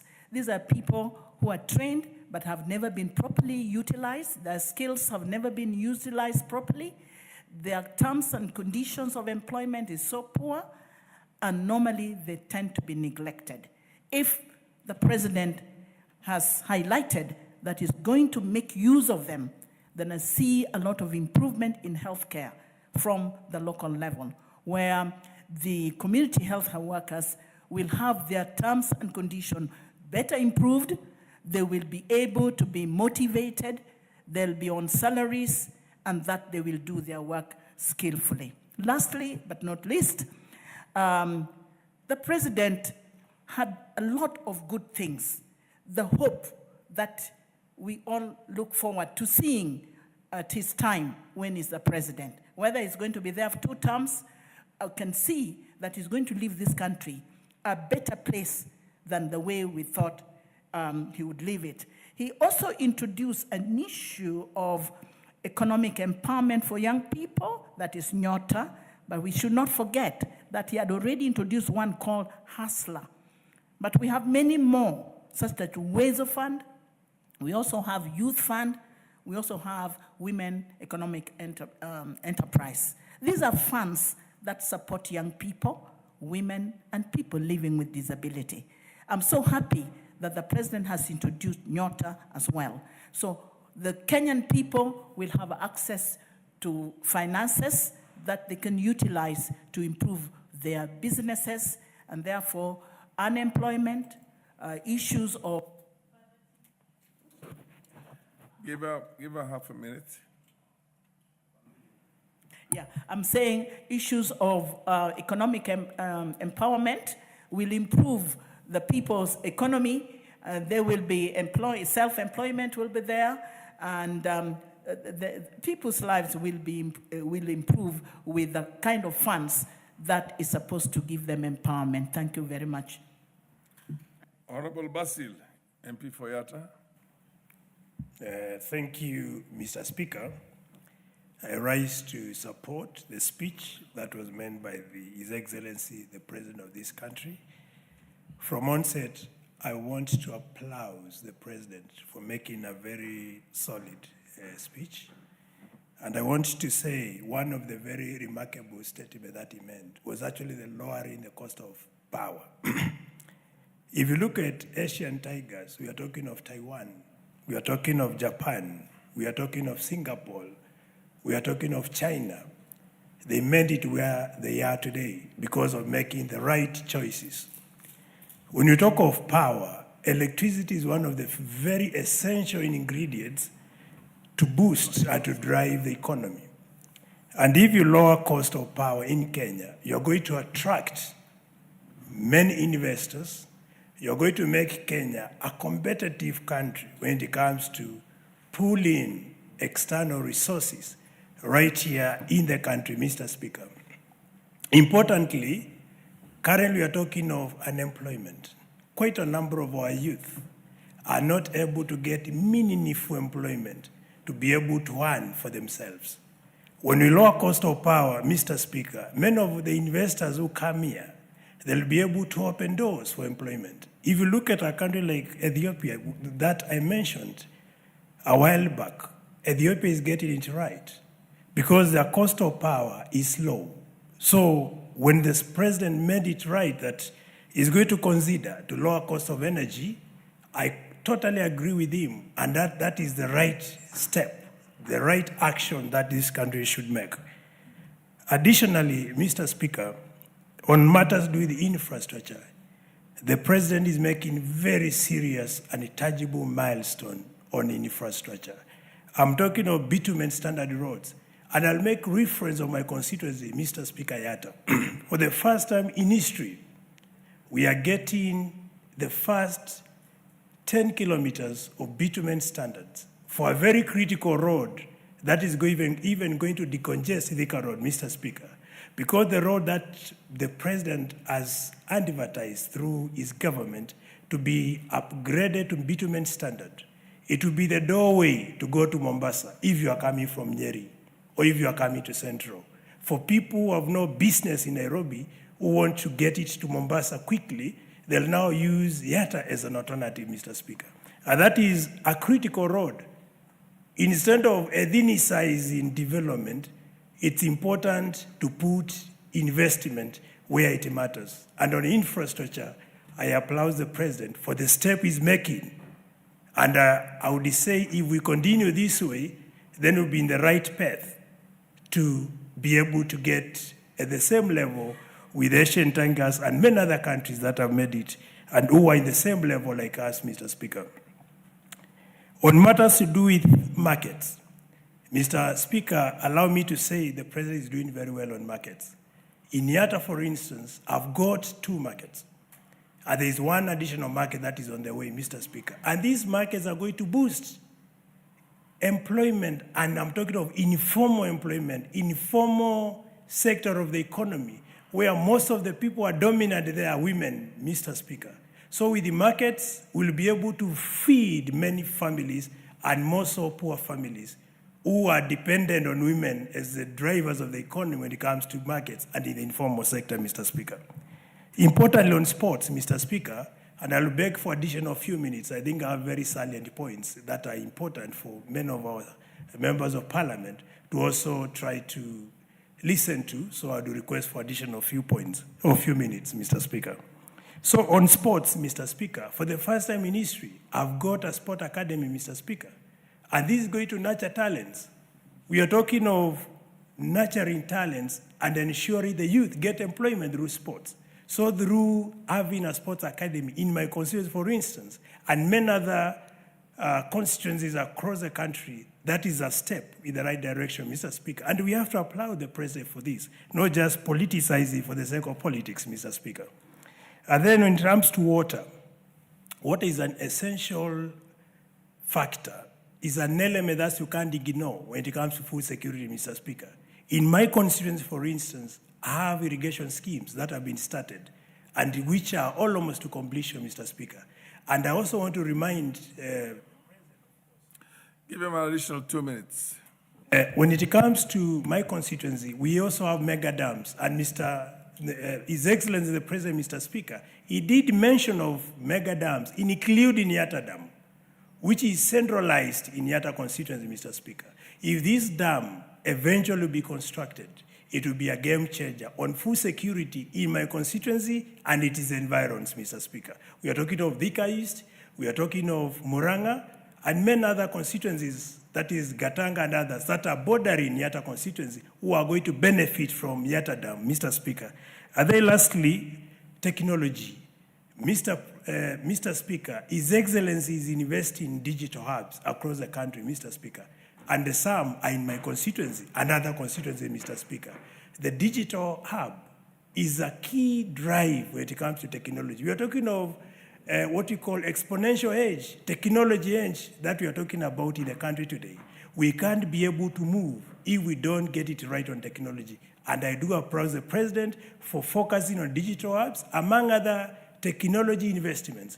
So it's important we give credit where it's due. And then finally, it's about research. That's an area we need to put more resources into to be able to put our country at the same level with the countries like China and many others that are embracing themselves with research through, that is technology through research. So thank you, Mr. Speaker, and I support the speech. Thank you.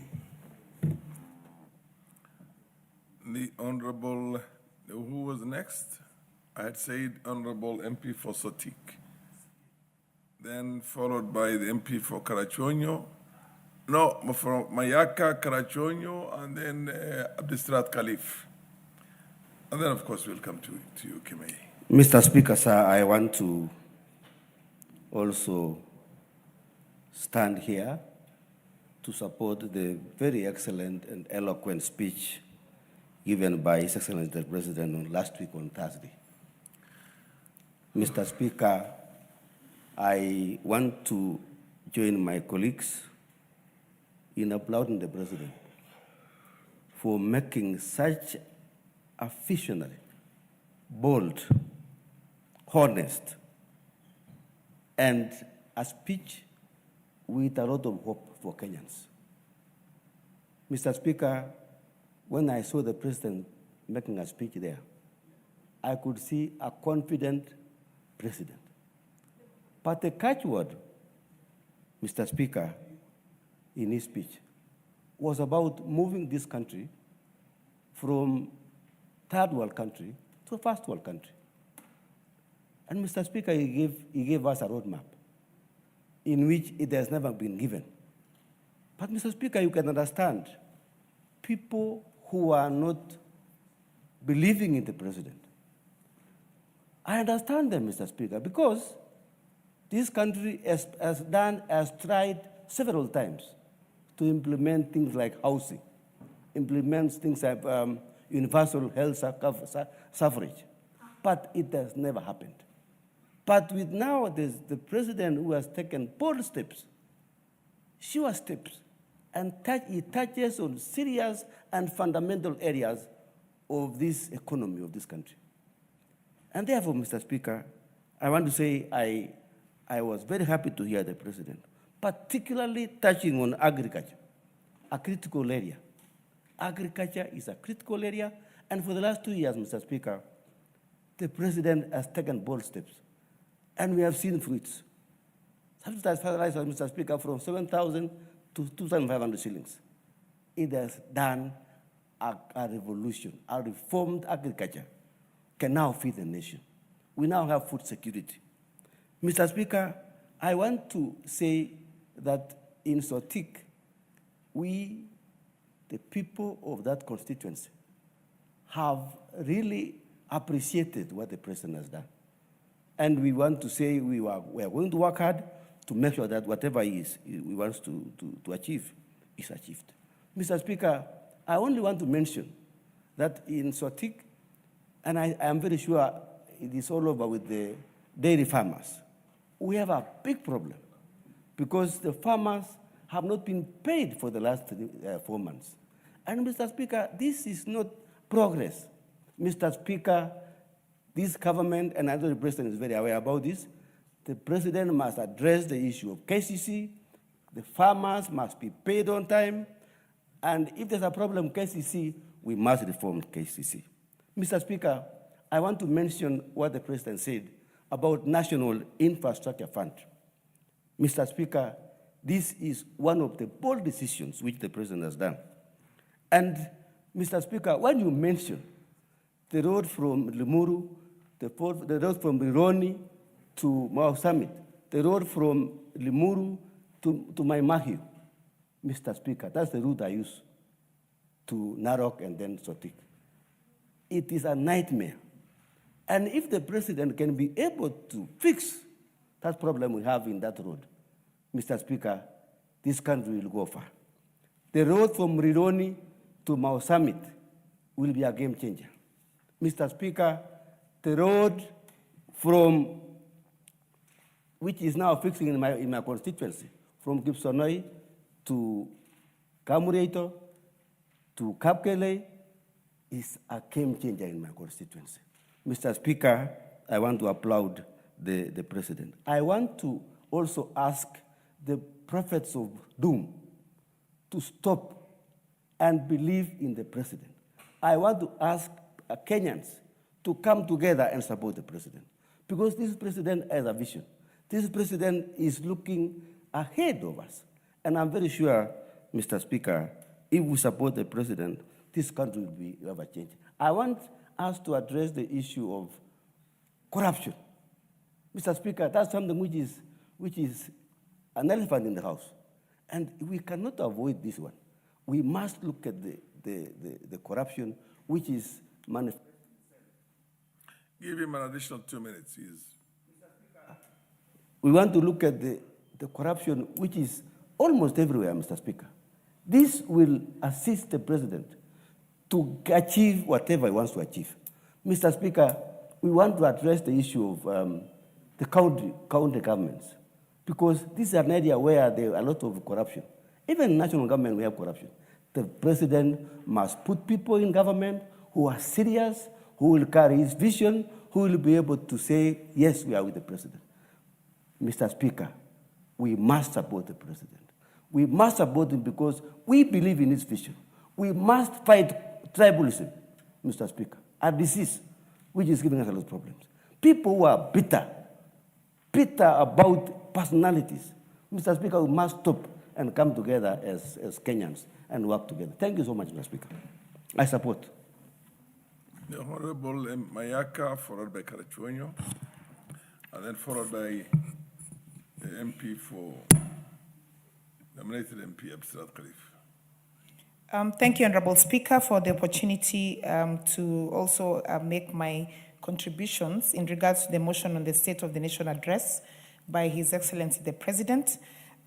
This was an address, Honorable Speaker, where the President told us that when he came to Parliament 2 years ago, he had a vision to tell, and now he was coming to tell us a story about that vision he has. And Honorable Speaker, I believe in giving credit where it's due. And I just want to give credit to the President for some of the things that he had put in place and said that he will do that have actually come to fruition. One of them being the President promised that the price of unga would actually become lower. And that is something that he achieved. When at the beginning of his term, the shilling was doing extremely badly in this country. But right now, the shilling has stabilized at 129 shillings. Another thing, Honorable Speaker, is our inflation rate, which was at an exceeding percentage of 9.6% in 2022, but right now is at 4.6%. Honorable Speaker, if you have a look at the Nairobi Securities and the Nairobi Stock Exchange market, which had lost a lot of public goodwill, they are now back on track. And these are some of the things that the President actually highlighted in his speech. Another thing for me that is very interesting and very important to even my people back in Nyamira, it's in the agriculture sector.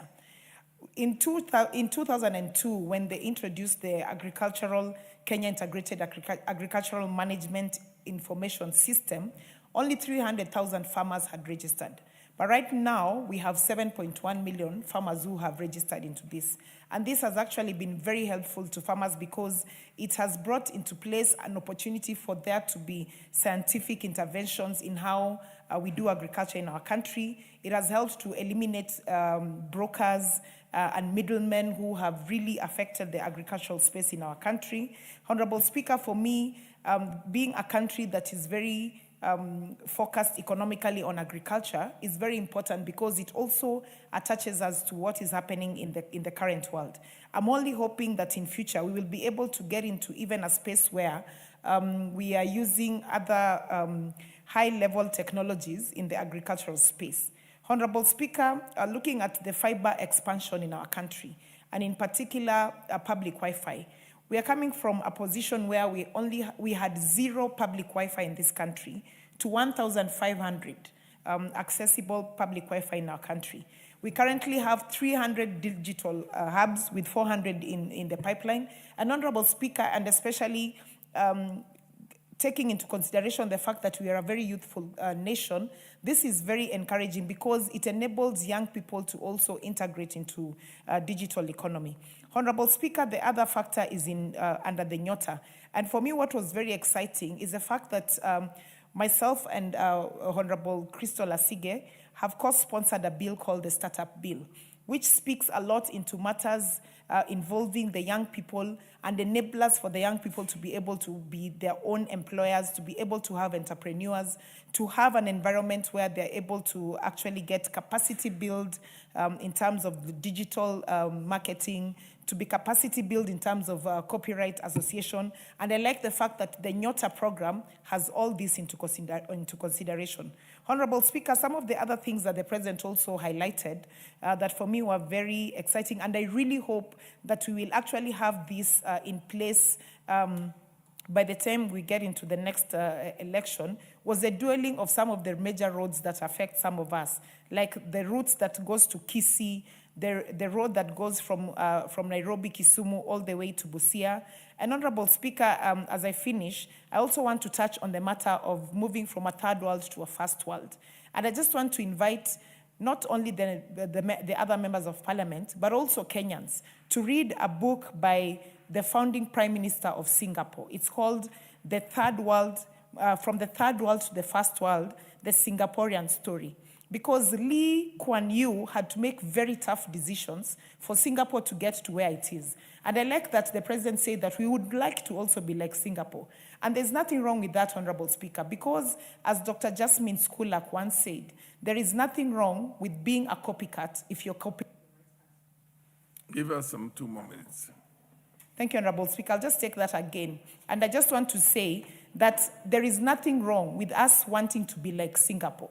And if you read this book and snippets of it, you'll see the tough decisions that this particular founding prime minister had to make for his country to be such a good example that even our president referred to it in his speech. And I just want to finish that by saying that, as Dr. Jasmine Skulak once said, there is nothing wrong with being a copycat if you're copying the right cat. With those few remarks, I submit. I thank you. MP for Karachuonyo, followed by Abdisrat Khalif.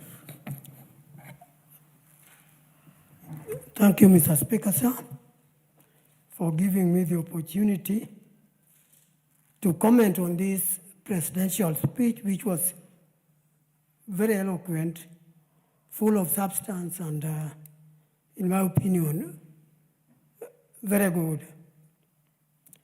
Now, the president really emphasized on infrastructure, under which roads, SGR, energy fall, together with others. And I was impressed, because these are the engines of development. The president's dream is noble. He would like this country to move from third world to first world. We long for that time. It will be a time that will make us remember this president as one who has done for us was what Napoleon could not do in history. I know when he was talking about roads, my mind was struggling with where is my area. Yes, I have some roads being worked on in my area, like a Jichoteko road. It is my hope this road. Order, honorable members, there's an honorable member who's listening loudly to our. Where is that coming from?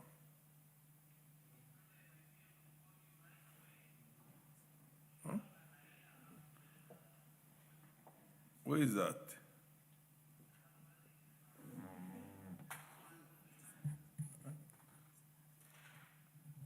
I thought there was some sound interfering with.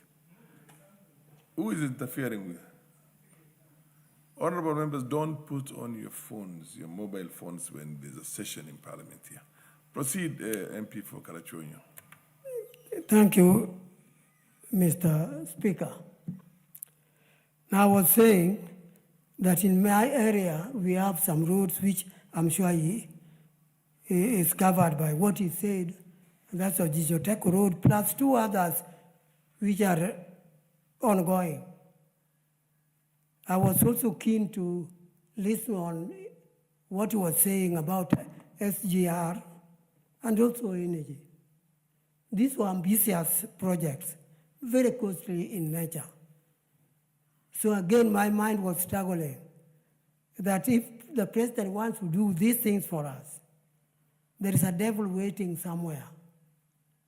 The funding. Where is he going to get the funding for these projects? I'm in Finance and National Planning Committee. And I was wondering whether the president would probably end by talking about sacrifice in terms of paying tax.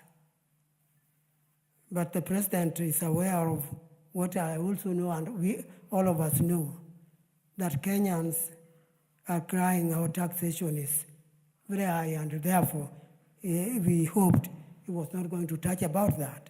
So the president went on to talk about PPP. I support this. That's the only way out that would help us in funding these ambitious projects the president had. Because if we do tax Kenyans, we will find problems with the Kenyan people, because we'll be adding what is already a burden. And I would be very reluctant to see that being done. So it is my happiness that the president did not talk about any taxation based on what he was telling us. It is my hope that the president will be able to find good partners who would sign with us good agreements that can help the implementation of PPP. Because if that's done, I'm sure the president will be able to fund his ambition for third world level, for first world level, without too much of a burden on Kenyans. Give him an additional 1 minute. Yeah, I was just concluding saying that let us help the president implement these things. It is my hope that this will be done at the lowest possible cost without hurting the projects themselves. Thank you, Mr. Speaker. Honorable Abdisrat Khalif.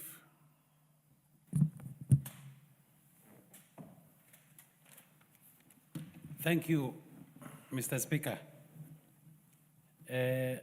I would like to take this opportunity to contribute to the speech of the President.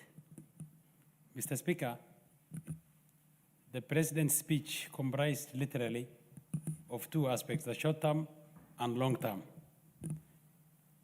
In the short term, he expressed that many things are happening in Kenya, like health sector, the health sector, the markets, the housing, which are doing very well. He also suggested that we need to do more in terms of agriculture, in terms of energy, roads, which cannot be financed through the traditional way. You are all aware that we used to fund our development through debts. These debts are becoming unsustainable. In fact, we have reached our ceiling and we are no longer able to borrow like before. He therefore suggested the creation of infrastructure fund that can help to do mega projects that can take this country to where we all want. Mr. Speaker, the speech honestly gave us some glad tidings, gave us hope. Where we are going is as important as where we are now. And it's only through hope that we can, look forward to the future. Therefore, the President has given us hope. Mr. Speaker, the infrastructure fund the President talked about is going to help us in the development of roads. We are having a shortfall of building roads up to 20,000 kilometers. Where we come from, the northern Kenya, literally we have no tarmac roads. It's therefore through these mega, projects that the President talked about, is what is going to give the people of northern Kenya the hope they need. Mr. Speaker, you are aware that we only have 15% of arable land that are now being used for agriculture. The growing, population of this country means we need to put more land into agricultural use. And that can only be done through irrigation, by having mega dams, by, using these rivers. Where I come from, Mandera, we have a river called River Dawa, which is passing through Mandera County. If we use that water, use irrigation and harness that water, it can really feed the people of Mandera County and have surplus for the rest of the country and even export, Mr. Speaker. We therefore encourage the President and give all the support he needs in creation of this infrastructure fund that is going to be used for agricultural use. Mr. Speaker, we also have a shortfall in terms of energy. The number of households that are now connected to electricity is limited in this country. Is therefore, the President's speech talked about having electricity available to our homes. We therefore encourage him to do more and support him. Mr. Speaker, some naysayers are casting aspersions on the integrity and the speech of the President. I wonder, what else will he have done as the President of this country, other than giving us hope and alternatives to take us forward? People are talking about Singapore. They are talking about Japan. All those countries must have foregone some luxury to reach where they are now. I implore, I urge everybody in this country, including... Yeah, give him 2 more minutes. Thank you, Mr. Speaker. Let me repeat that. Everybody, including members of parliament in this house, must support the President to take this country where we want. We have to forego some luxury. We have to do what it takes to move forward. We can't be always talking about poverty, talking about lack of funding. 60 years after independence, we must change something to go far. Otherwise, we'll be talking about, now we are competing, we are saying we are the 6th in Africa. If we don't do and make changes that are necessary to take us forward and seeing our population ballooning, I think we might go lower than where we are now. So I support the President, and he has done a wonderful job so far, and we encourage him to do more, and he has our full support. Thank you very much, Mr. Speaker. Honorable Kamei. Madam Beatriz Kamei. Sure. Where's Chief Ramondo? Oh, yeah, okay. Proceed, Madam Kamei. Then Okay. followed by Chief Ramondo. I know my brother is patient enough. Thank you, Honorable Speaker, for giving me this opportunity. I want to appreciate the State of the Nation address by His Excellency the President, Honorable William Samoei Ruto, on November 20th in this Parliament. Honorable Speaker. Honorable KJ and the Honorable Abdisirat Khalif. Please consult in low tones. Proceed, Kamei. Okay, thank you, Honorable Speaker, at least so that they also listen to me.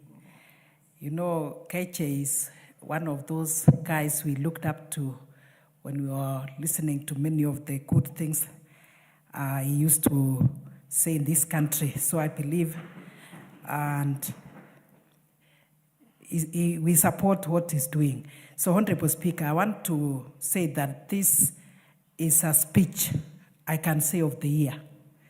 You would actually see that, Honorable Speaker, we became very excited at some point, and people called us from home, what is happening there? And we were telling them, we're talking of 2 terms for the President. And then to some point, we said long term. So if there's a way it can be long term, I will be there. Honorable Speaker, the speech is inclusive, all inclusive. Every sector of the economy was included in his speech. And Honorable Speaker, the President took us from the past, how we were before he came to power 3 years ago, where we are at the moment and where we are headed. This is to tell us that he's a visionary leader. And particularly, Honorable Speaker, that the President is lifting the shame that we are getting out of not paying our debts. So that in this case, we are not anymore in the list of the defaulters. Because when he said, it was not, people were not asking if Kenya will default, but when. But now we are not in that list of shame. So I really want to thank the president, and I know he took very serious decisions that entails a lot of sacrifice, a lot of commitment, a lot of so much work. So, and this fact that at least in this country, in this Africa, in this continent, Honorable Speaker, we are moving from 8th position when it comes to matters of GDP, we're coming to position 6. That one alone makes me feel good. At least we are being appreciated and known in Africa. So our economy is rising.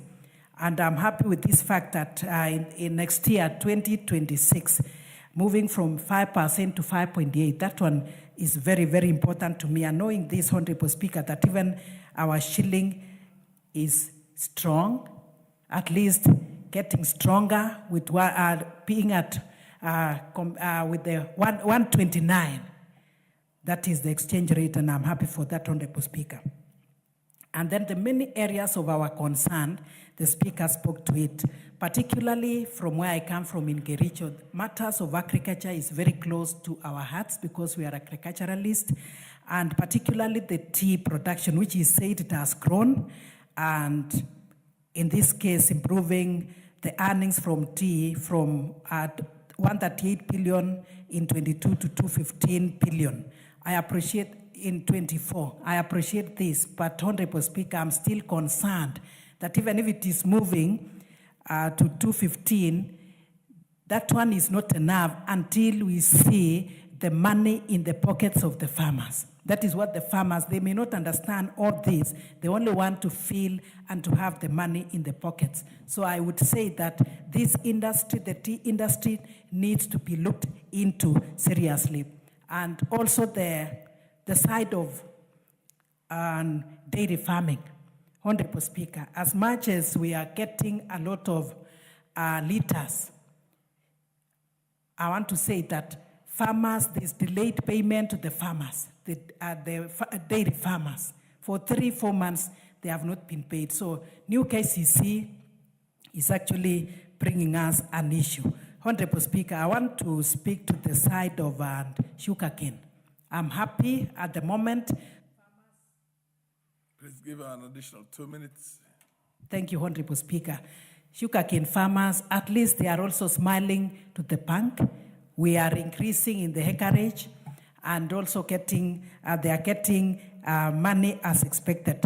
Honorable Speaker, when we talk about this private-public partnership, and especially in the side of infrastructure, the JKIA, Honorable Speaker, when we actually visit other countries for official duties, like the other day from South Africa, you'll realize that their airports, the international, actually means international, and their standards are very high. So if our JKIA is improved, I know we will also have more visitors, and the tourism industry will improve very, very greatly. Honorable Speaker, in matters of health, I'm happy, and especially if it is from 1st of December, the package for cancer patients will move from 550 to 800. That one will have lifted a burden from the many fundraisings that are done. And I know time is not on our side. Electricity we appreciate, but many families are not connected. Any meeting, any function event that we attend, our citizens, our wananchi talks of electricity, electricity, electricity. They cannot imagine in this era they are still in darkness and faulty transformers. So I ask the Kenya Power, REREC, and the energy sector to make sure that faulty transformers are changed or are actually replaced. The road sector improved. I'm happy, and especially this Rironi, Naivasha, Nakuru, Mau Summit. That is the road I use, and especially during this festive season. So when it becomes dual, it will save us a lot. Honorable Speaker, sitting on this road for 12 hours is not easy. And Honorable Speaker, noting that there are no toilets on the road, maybe along the road and anywhere else. And you know, Honorable Speaker, we cannot go just like the others, maybe in the forest. So, and being the kind of people we are, so these long hours is not saving us well. But thank you for this road and the many other roads, Honorable Speaker, that will be made dual. And education sector, I'm happy with this, and especially the number of teachers added, and I know come January we'll have more teachers. So as this improvement is done, I ask all of us in the country, and even those who are in the fence, those who always want to say negativity when they don't see anything positive with the president. We came from very far. Where we are, we know we've improved, and where the president is taking us, it is the real Canaan that I know the late Odinga said he was taking people to Canaan. And I'm happy that he joined hands with His Excellency the President. So I want to ask all the people of Kenya, we support His Excellency Dr. William Ruto, and I know come 2027, when we give him the second term, 7 years to come, he will have done great things to this country. At least there's food security. That one is enough for us. And our children going to school, and we are getting clothes. We have the affordable housing. So there is great improvement in this country. So once more, I support, and I want to say that we will support the president, and I will pray for him more. Thank you, Honorable Speaker. Honorable Chief Oromondo.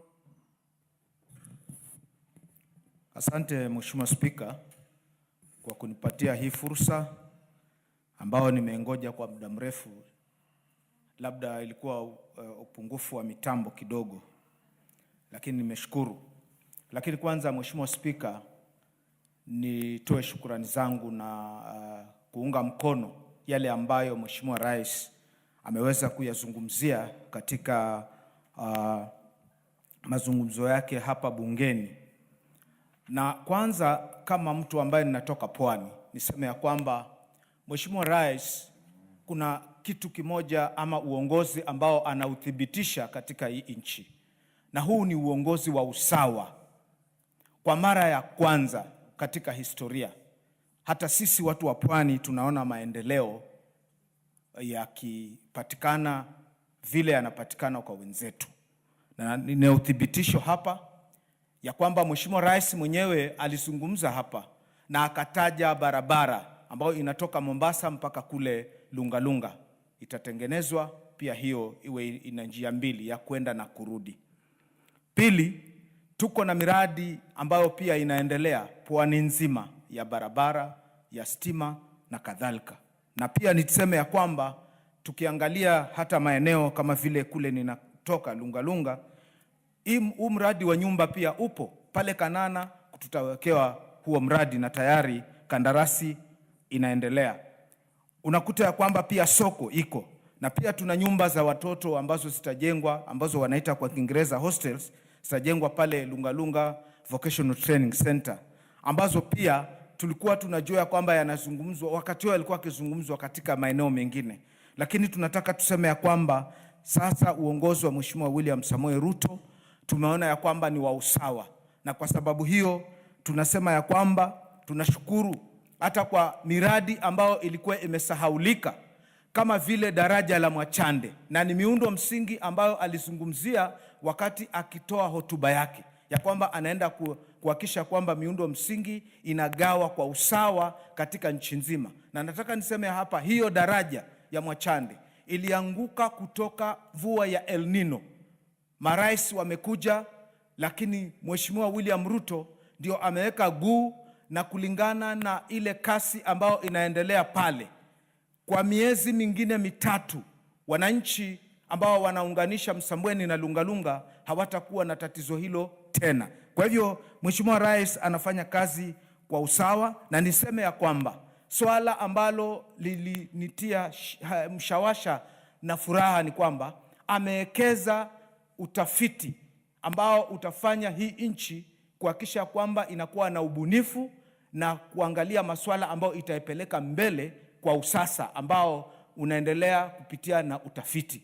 Swala lingine Mheshimiwa Speaker, ni swala ambalo ni la elimu, tunakuta ya kwamba wakati uliopita vyuo vyetu vikuu vilikuwa nusura vifungwe, lakini sasa hivi unakuta ya kwamba ile model ambayo aliweka ya kulipa karo, mimi nina ushahidi kwa sababu niko katika kamati moja ya uhasibu, na wale wakuu wa vyuo wakifika pale huwa wanatoa ithibati ya kwamba huu mfumo unawafaa, kwa sababu sasa vyuo viko katika mwelekeo wa sawa. Lakini Mheshimiwa Spika, sitaki nitoke hapa bila kutaja mambo yafuatayo. Kama wapwani kutoka Lamu, Tana River, pale Kilifi, Mombasa, Kwale na Taita Taveta, tuna shida moja ambayo ni ya maji. Ni sawa, inaweza kuwa hiyo miundo msingi ilikuwepo. Kwa mfano, kuna mradi wa Mzima ulikuwa umefanywa miaka mingi iliyopita, ukiangalia viwango vya watu waliokuwepo wakati huo. Kwa sasa Mombasa yenyewe haina maji. Tunavyozungumza, mji wa Lungalunga ambao mimi Chiforomodo natoka hauna maji. Mji wa Kinango hivi tunavyozungumza hauna maji. Na miji mingine yote ukifika pale Kilifi ni tabu, madhila, matatizo kwa sababu ya maji. Namuomba Mheshimiwa Rais katika kuweka sahihi kwangu ama kusahihisha mtihani huu wa maendeleo wa miaka 3 ambao amefanya, mimi kama Chiforomodo naona amepata 80%. Akijaribu kurekebisha haya masuala ya maji, mimi na hakika hata ndovu kule Mtunga wataondoka.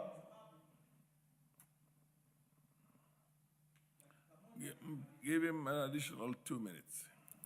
Kwa sababu Mheshimiwa Spika, hilo swala la maji ndilo linafanya sisi kule tunazozana na wanyamapori na matatizo mengine mengi. Haiwezekani katika karne ya 21 leo hii bado tuko na maeneo ambayo watu wanakunywa maji ambayo ni machafu. Kwa hivyo hilo ni swala ambalo katika mtazamo wangu kama mheshimiwa ama mbunge nayewakilisha watu wa Lungalunga na hata wa Pwani kwa ujumla, tunaomba Mheshimiwa Rais swala la maji alitilie guu na ahakikishe ya kwamba sisi kama watu wa Pwani tunapata maji safi, na hapo atakuwa amemaliza. Na sio kwamba sifahamu ya kwamba maji yamegatuliwa na kwamba kuna kampuni za maji, lakini ukweli ni kwamba kiwango cha maji kinahitajika ya kwamba serikali iingilie. Ule mradi wa Mwache ambao unaendelea kulingana na mpango uliopo utaadresi sehemu ndogo sana ya Mombasa na sehemu ndogo sana ya Kwale. Hizo sehemu zingine zitakuwa bado zina nini. Kwa hivyo tunaunga mkono Mheshimiwa Rais, tunamuombea na tunamwambia apate nguvu ya kufanya kazi, maana maamuzi yake yalikuwa yanaonekana kwamba sio popular, lakini ukweli ni kwamba Mheshimiwa Rais amefanya kazi kwa muda mfupi. Dola imeimarika na uchumi umeimarika na SHA inafanya kazi, na sisi wabunge pia tunapata nafuu kwa sababu wale wagonjwa wakija tunawaambia ukiwa kwa SHA wewe unapata nini. Asante sana Mheshimiwa Spika kwa hii nafasi. Mheshimiwa Chiforomondo, si dola imeimarika, ni shilingi yetu ya Kenya imeimarika dhidi ya dola. Dhidi ya dola. Ndio hivyo tu tunamaanisha hivyo. Na asante sana kwa marekebisho.